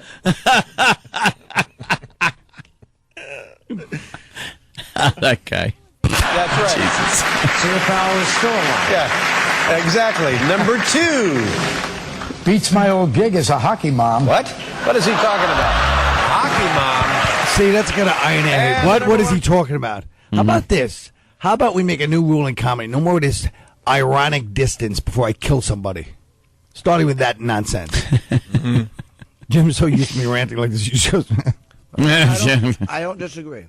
And the number 1 reason I like being an actor. Get to read well-crafted dialogue like, get the out of here. Yeah, exactly. Right. See, that wouldn't be funny, but it's edgy to say that F word on TV. Yes. Then you got to beep it. Whoa, hey. Whoa. Watch out. We went to the premiere of Righteous Kill, and we saw we were sitting actually in front of Erwin Winkler, so we saw you having a nice gentlemanly chat. And I'm like, I knew he was somebody. I didn't know who he was. I don't recognize him. Yeah. And, but you got up and we, just chit-chatting with him and his wife. And, Erwin Winkler doesn't look like the type of guy that hangs out with 50 Cent. It's just, you picture them two in a car together. You did scenes with Pacino and De Niro together. I mean, you're not nervous rapping. Are you terrified doing that? Because my acting is shit. Which is I mean, it's a learning experience. Definitely when you're with someone that's that great. Their choices have been what we've been watching for, like, decades. Yeah. Like, I mean, Al Pacino and Robert De Niro don't get no better than that. Why do you think hip-hop artists translate so well into acting? Not all of them. I've seen some shit. But I mean, like... Some of us develop a comfort that allows you to be in front of the camera. I'm in front of the camera so often. Look at we here right now. You taping me, it don't matter. Yeah. You know what I'm saying? And you just relax and be yourself in front of it in different ways. But I mean, acting is a whole nother thing. It's the study of human behavior. And you watch other people and kind of take things from them. It makes you more observant. Even when I watch a film, I see it differently now because I see the shot. I see how they shot the scene instead of just watching the film. Before, it would just be sit and look. Right. Just watching as a spectator. Because I know that it took 45 minutes for them to go ahead and change the lights, and they went and said the lines again from a different angle. It was like, so it changes the whole process. Do you get tired of all the emphasis put on, because I'm sure you and I flew together one time. I'm sure. I know, I remember. Of course he does. We took a flight together to Cancun. We sat next to each other. And we just chit-chatted about the FCC, and then I got, I just shame-spiraled and ran out of things to say. Sounded like a fucking idiot. You were being very engaging. Sort of like now? No, but I mean, I was actually surprised he was so, soft-spoken, nice dude. Do you remember him? I don't remember the actual trip. Thank you. I just wanted to hear you say what I do is I maintain a general respect for everybody. Regardless, because you don't know how important the person is you're talking to. Well, in that case, the person you're talking to is not particularly important. But no, but what I'm saying is, I don't know when I'm going to run into him. Right. Or what that person actually does. He could be somebody that I need in the future to help me move to the next level. And if you don't show that courtesy and respect, I've had the same situation happen, and the president of Lionsgate was sitting across from me in the actual airplane, and I didn't know he was the president of Lionsgate till I got to that point where I'm meeting him. But I recognized him I said, yo, did we ride on a plane from New York to Los Angeles? He said, yeah. And I remember because he got a head full of white hair. Like, his whole hair is like white, so he's one of those guys that you look just at recognize and go, how the fuck did that happen? You know what I'm saying? You're either really old or something scared the shit out of you. I'm going to go to Al Pacino on line 3. Al! Hey, how are you? What's up, Al? Movie of the 2000s, Righteous Kill. I gave a solid performance on my list. Nobody acted better than me. Listen to his Pacino. Yeah. 88 minutes. Oh, tick-tock, tick-tock, tick-tock. My wig's on fire. There's a clock on the top of my head, and I got a wig over it. Tick-tock. That's the sound my lips make when I walk. Tick-tock. Yeah. Clippity-clop, clippity-clop. I sound like a Clydesdale. I'm very short, get it? You're going to get Colin Quinn in here pronto. Who cares if Colin's sick of it? Yeah, enough of that. He's sick of the Al Pacino. Pacino, we get it. Pacino, right. Yeah. Tick-tock. Oof. Oh, is that bad? That movie was bad. Let's say hi to Chris. Just need some time. Yeah. Gotta watch myself. We got it. And so you watched a bunch of movies this weekend. We had a nice little discussion about it before the show. Maybe we should share it with the rest of the audience. Yeah, I know. These there were a lot of laughs and observations in there. Some laughs. These are not movies that are in the theaters, mind you. These are movies that have pretty much just popped on demand, things like that. Because, of course, I don't go to the movies. So the movies that have been out for a while. But I don't think a lot of people saw it in the theater. Then they might see it at home. Right. So why not fucking talk about it? The first one was one that James saw. A Righteous Kill. You finally saw it, I finally saw that hunk of shit. Wait, you hadn't seen it? No. I thought all this time you saw it. No. Oh. Your impression of it had me laughing my balls off for months now, and then seeing it, you couldn't even convey to me how bad it was. Oh, good. So I didn't over exaggerate. No, it is embarrassing to Pacino and De Niro and their legacy. Yeah. It is embarrassing. The Turk and Rooster thing They're just calling each other Turk and Rooster too many goddamn times. Hey, Turk. Rooster. Rooster. Hey, Turk. Shut up. They say their names a lot. Oh. Too much. Do we have any scenes? There's got to be a scene on YouTube we can grab. And just the fact, you know what it is? They're too old for a buddy cop movie thing. Turk and Rooster. Yeah, and throw around names like Turk and Rooster. They're not. It is so unbelievable.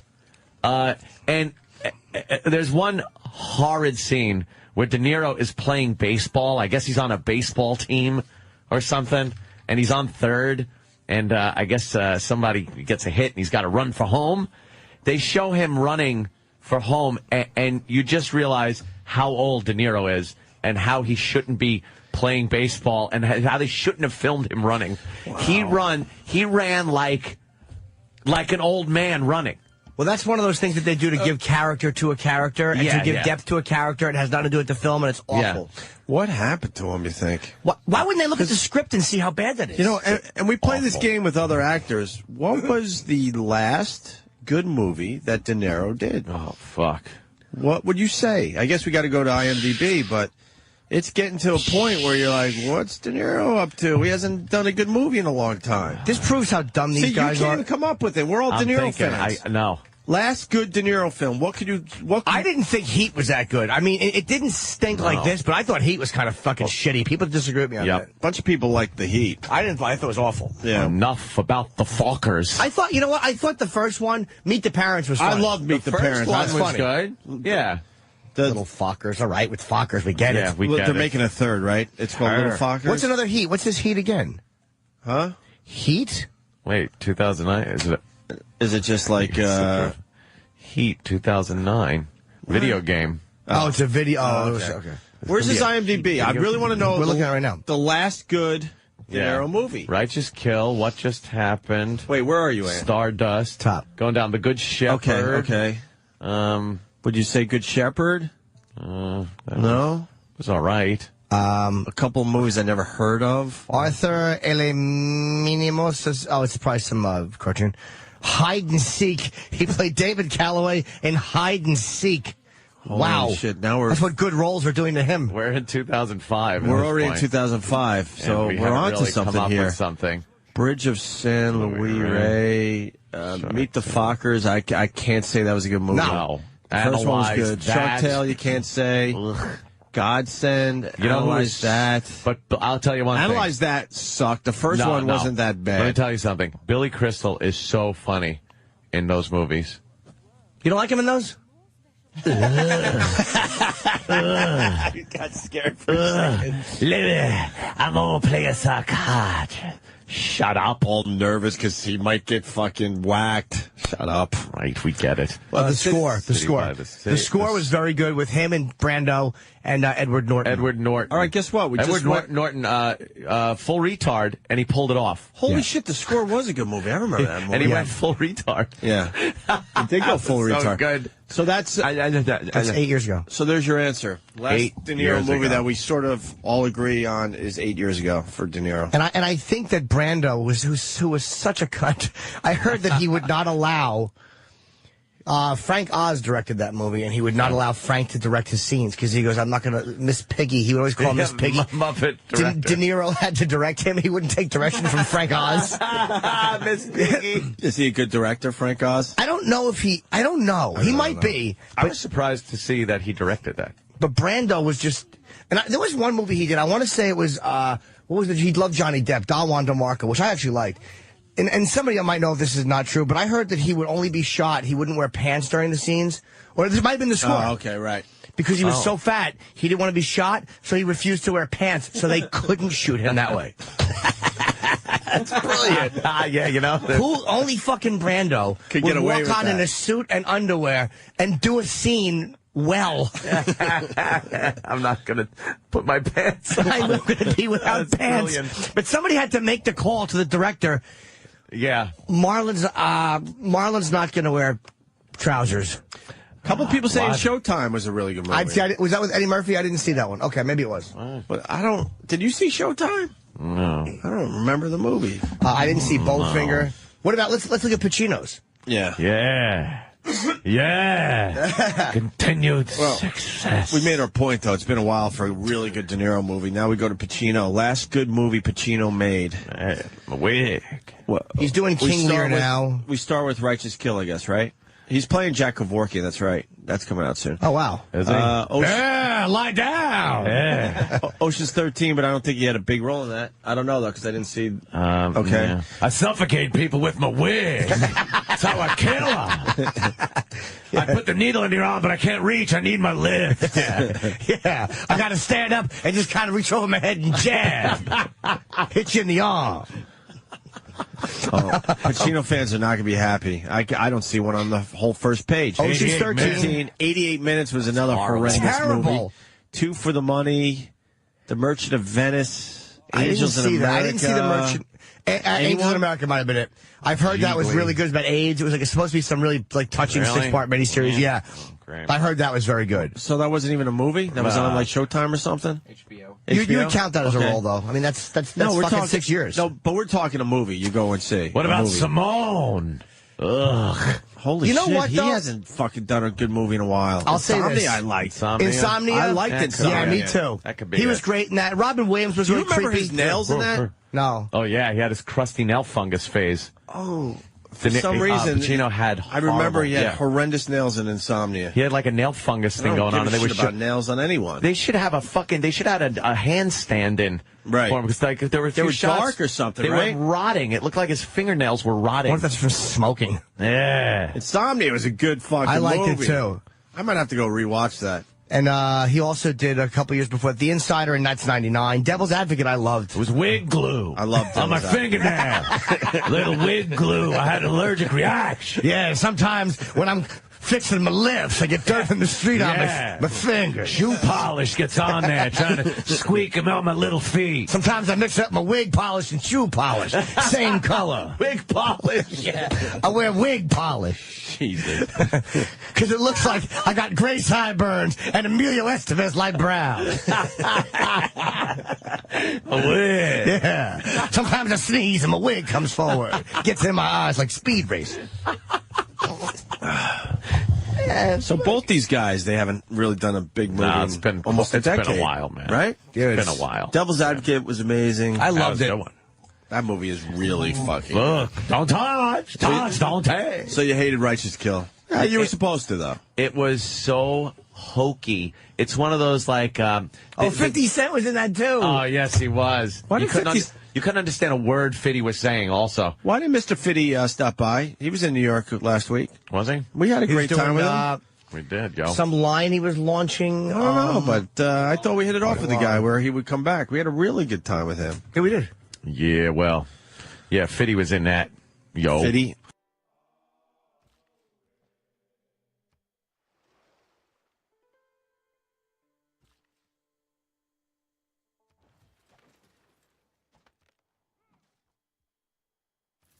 In addition to bringing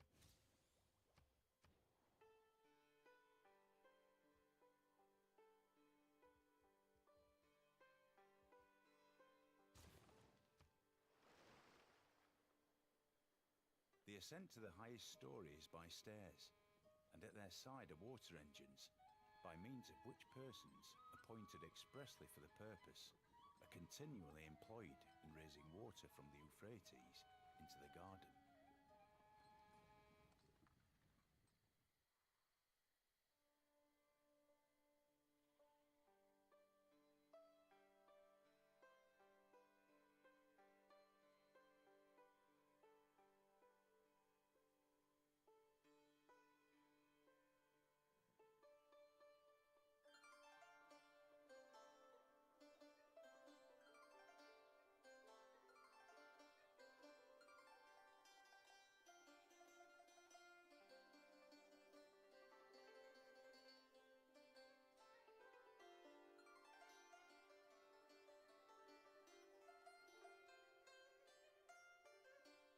All the world's a stage, and all the men and women.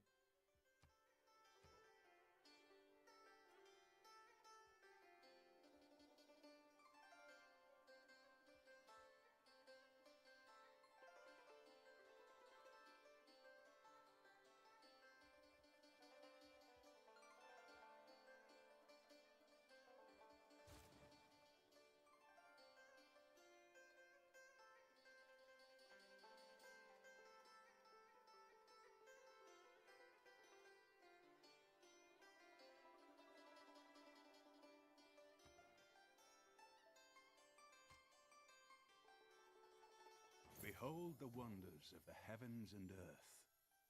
The clear aqua blue serves as a looking glass. Thousands...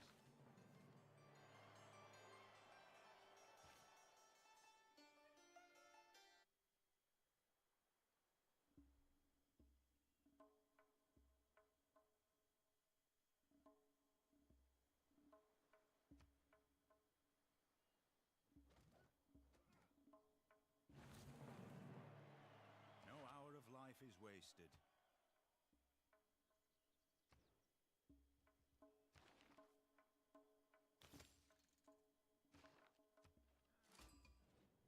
Boom.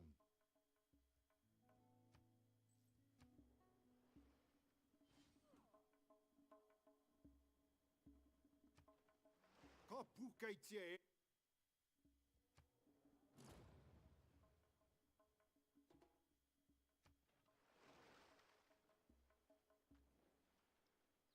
Writing means sharing.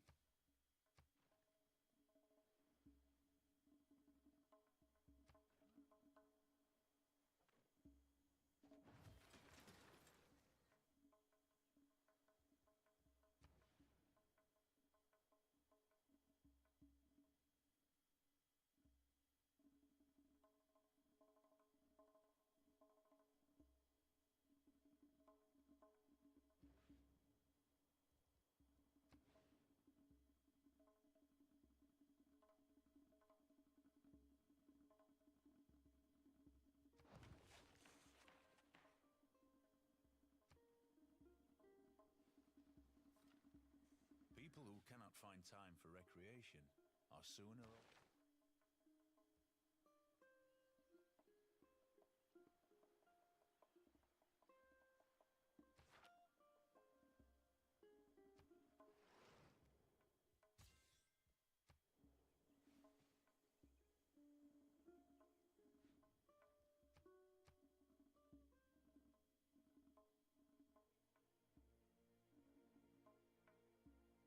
From the first stirrings of life beneath water, to the great beasts of the Stone Age, to man taking his first upright steps, you have come far.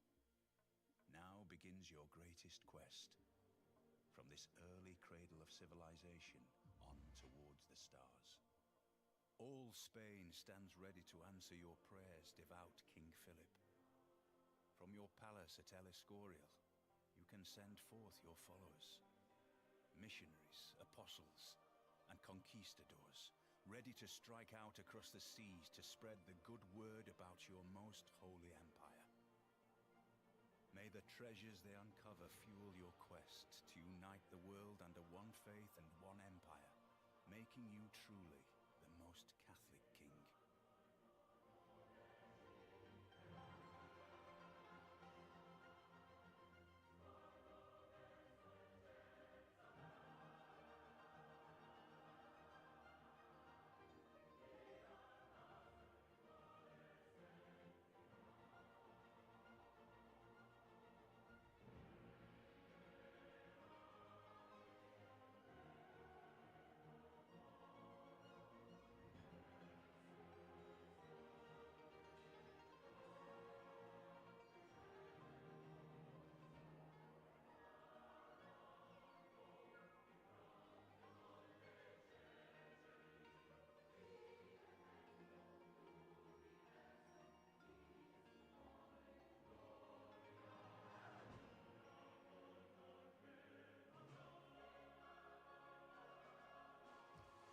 This river has floodplain.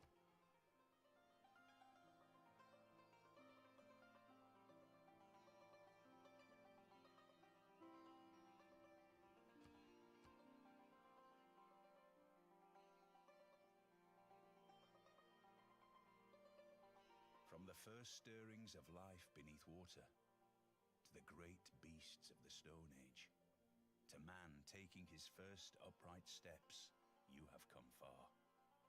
Now begins your greatest quest. From this early cradle of civilization on towards the stars. Embrace the chill winds of the motherland, Tsar Peter. Your fascination with science and culture is a gift, and you will will learn much from your grand embassies to foreign lands.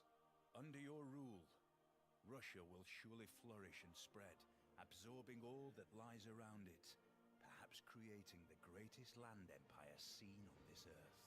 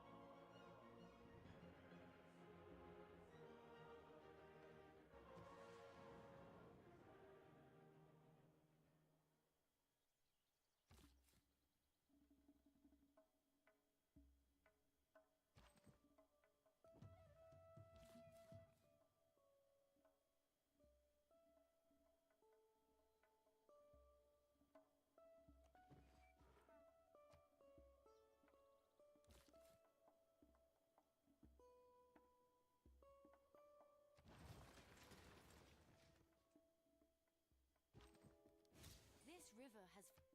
Our civilization has accomplished...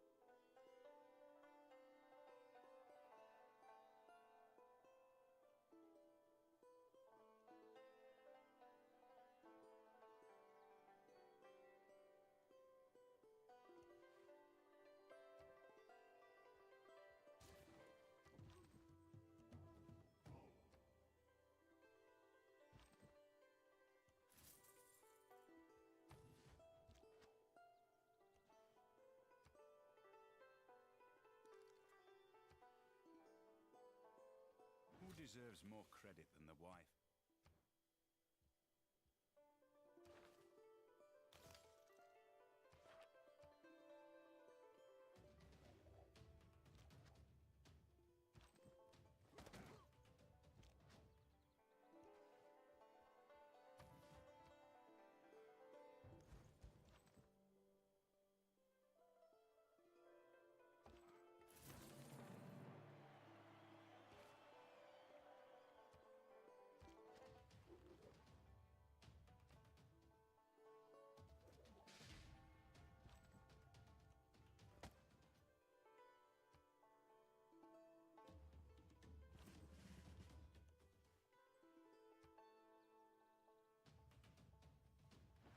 Enacting new... At his best, man is the noblest of all animals.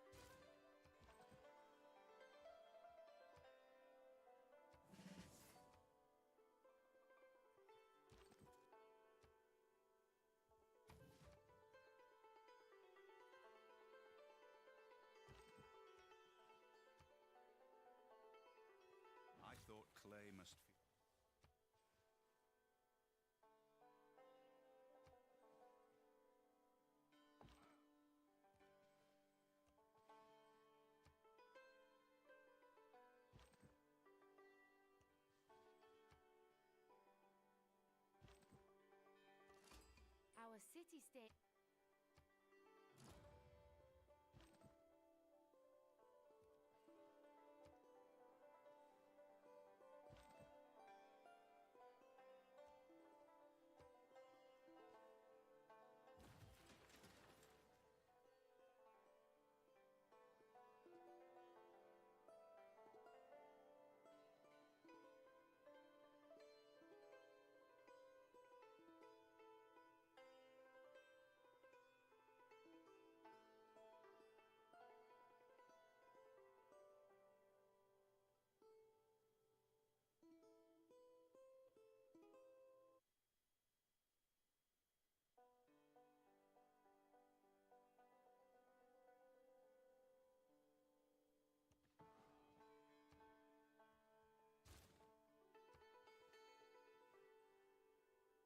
As our civic knowledge. Skill without imagination.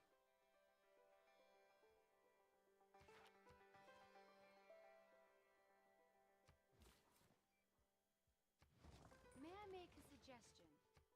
Our people have...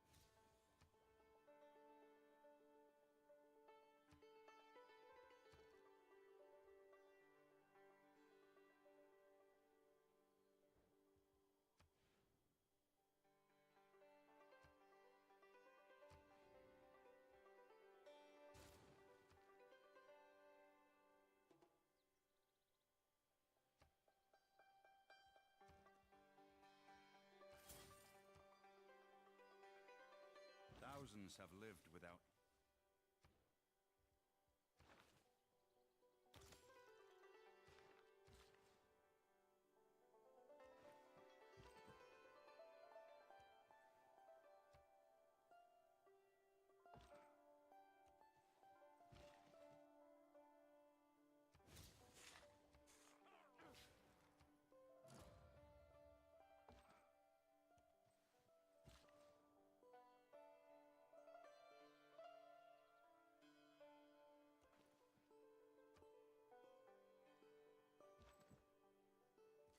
Caire.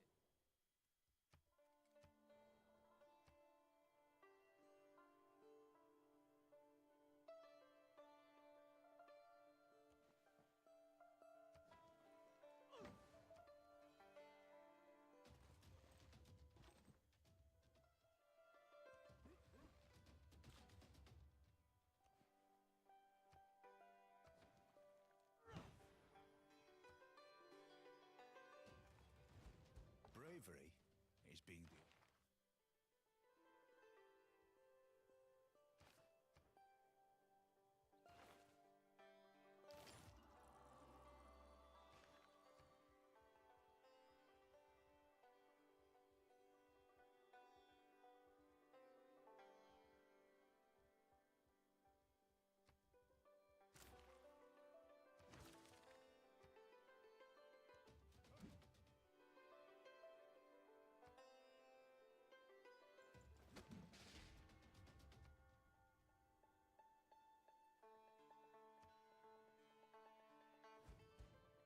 Civilization. The wind howl.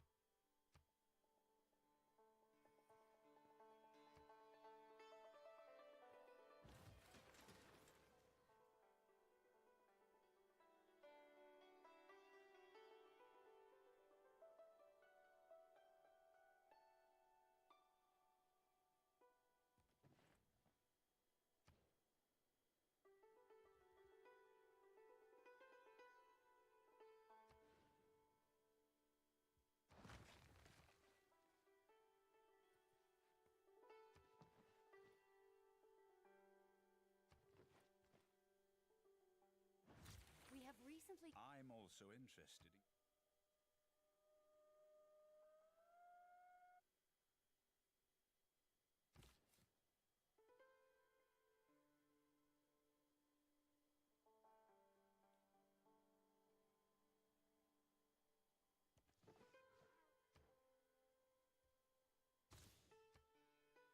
Tieni troppo aux.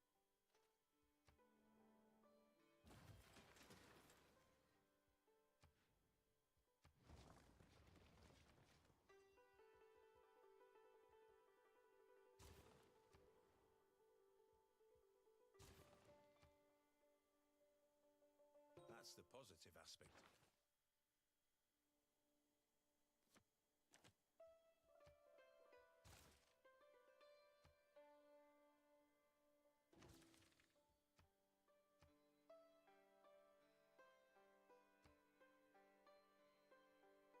The time has come. History marches.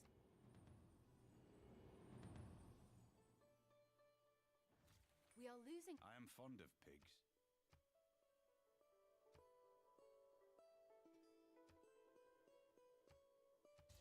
We have fallen into it.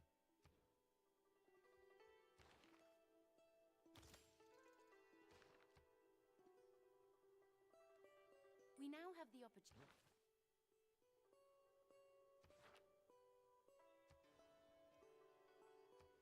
Our governor is now. Look back over the past.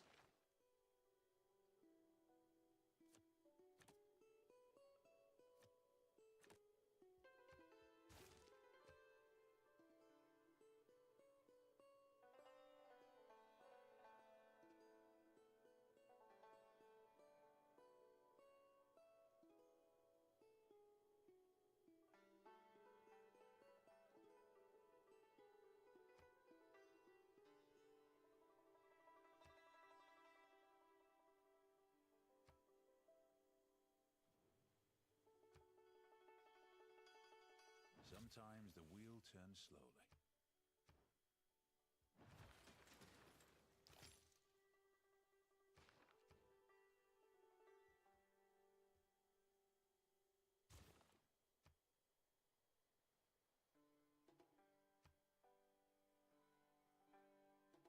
Once again, we are now ready to choose.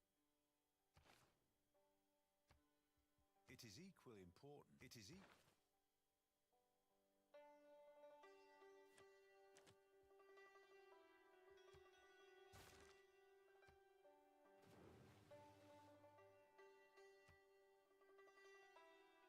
Writing means sharing.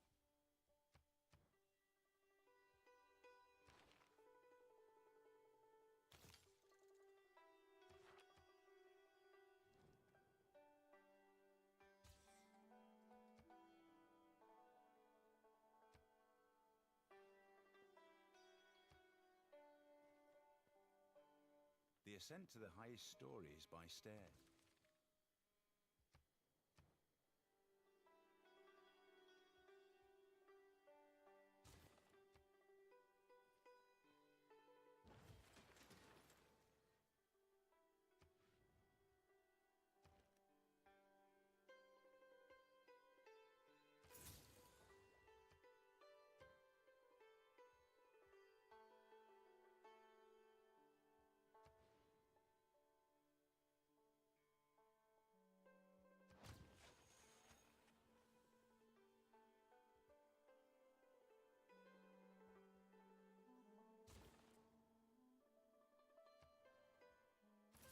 In addition to.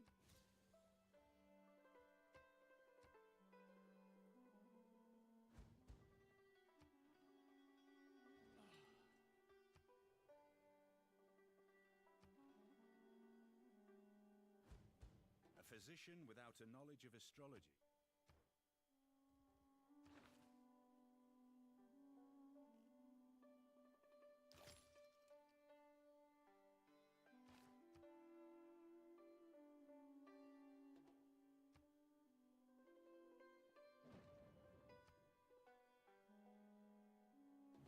The opportunity. Politics is the art of the.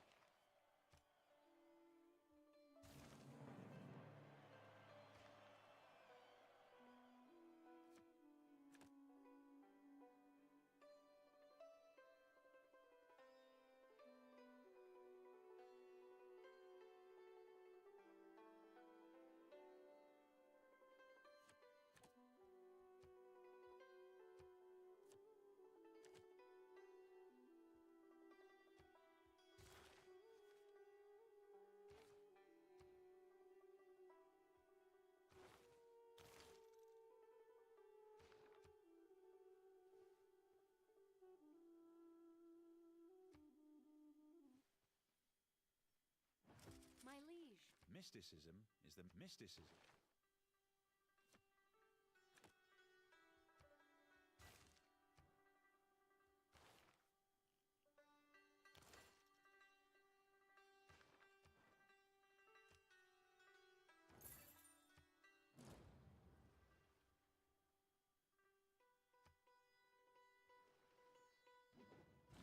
forces of evil become confused while...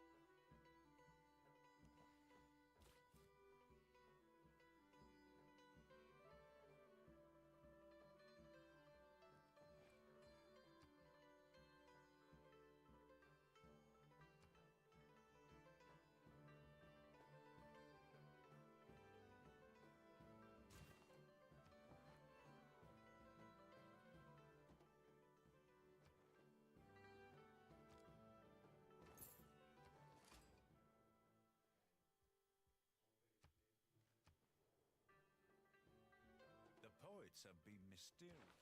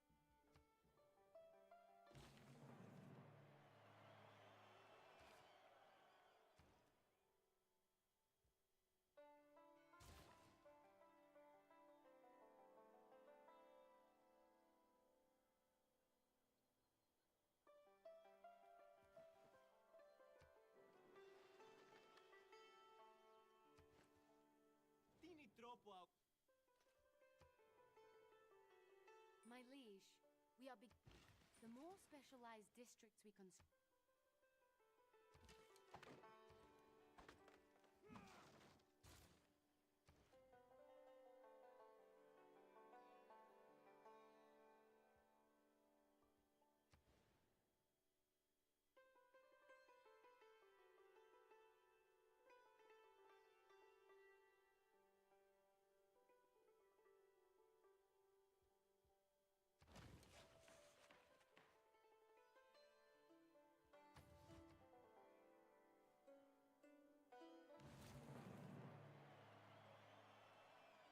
No hour of life is wasted.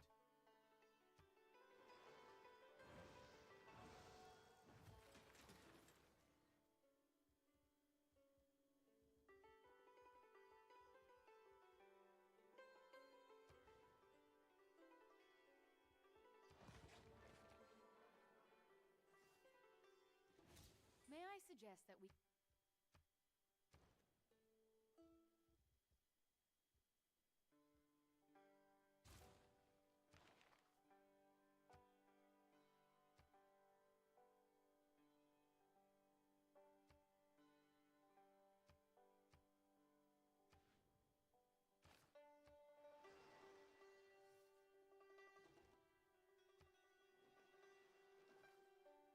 People who cannot find time for recreation.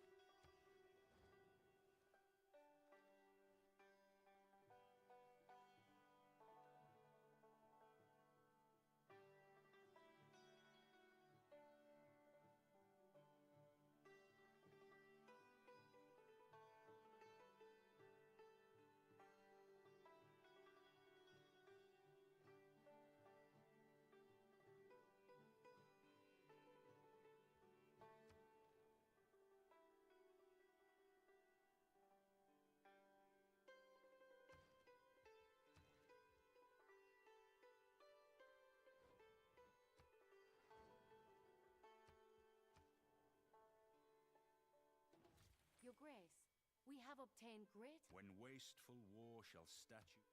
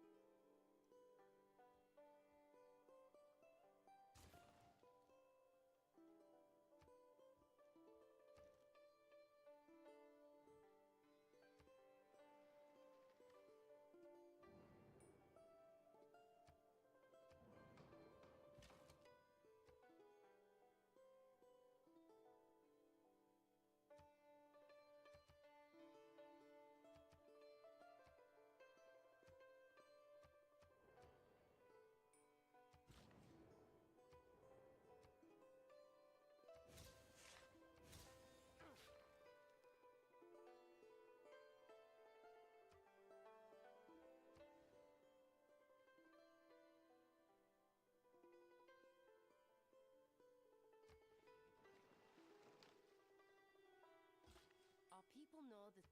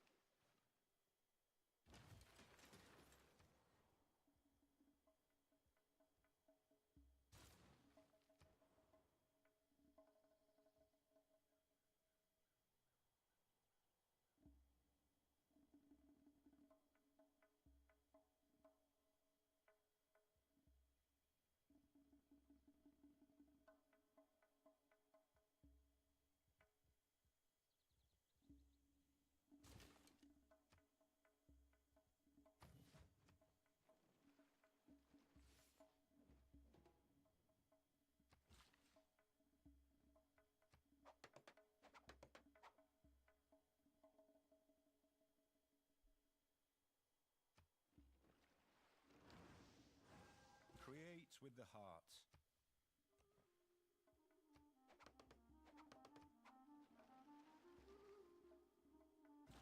Completing the construction of... I've lived through some terrible things in my...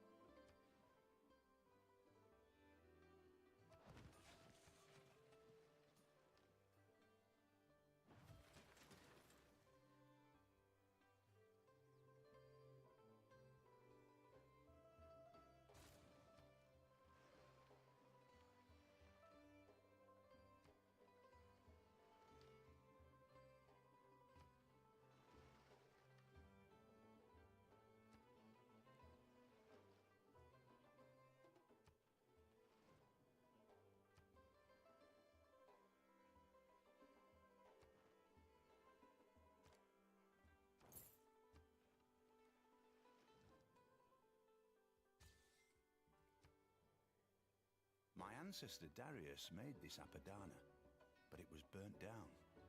By the grace of Ahura Mazda, Anahita, and Mithra, I reconstructed this Apadana.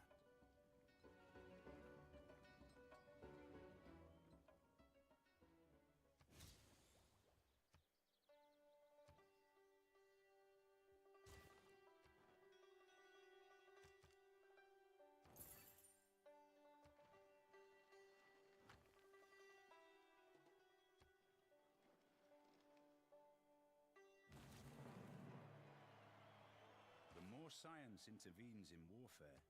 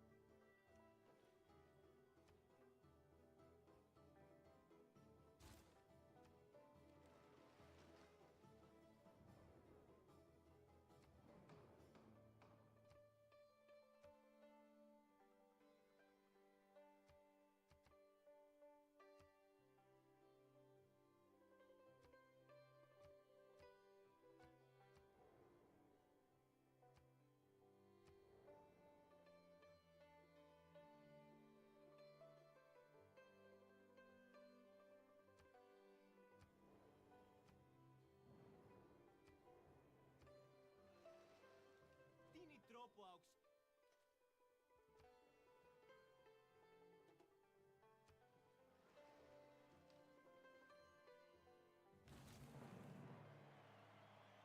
everything has its limit. The taxpayer. That's...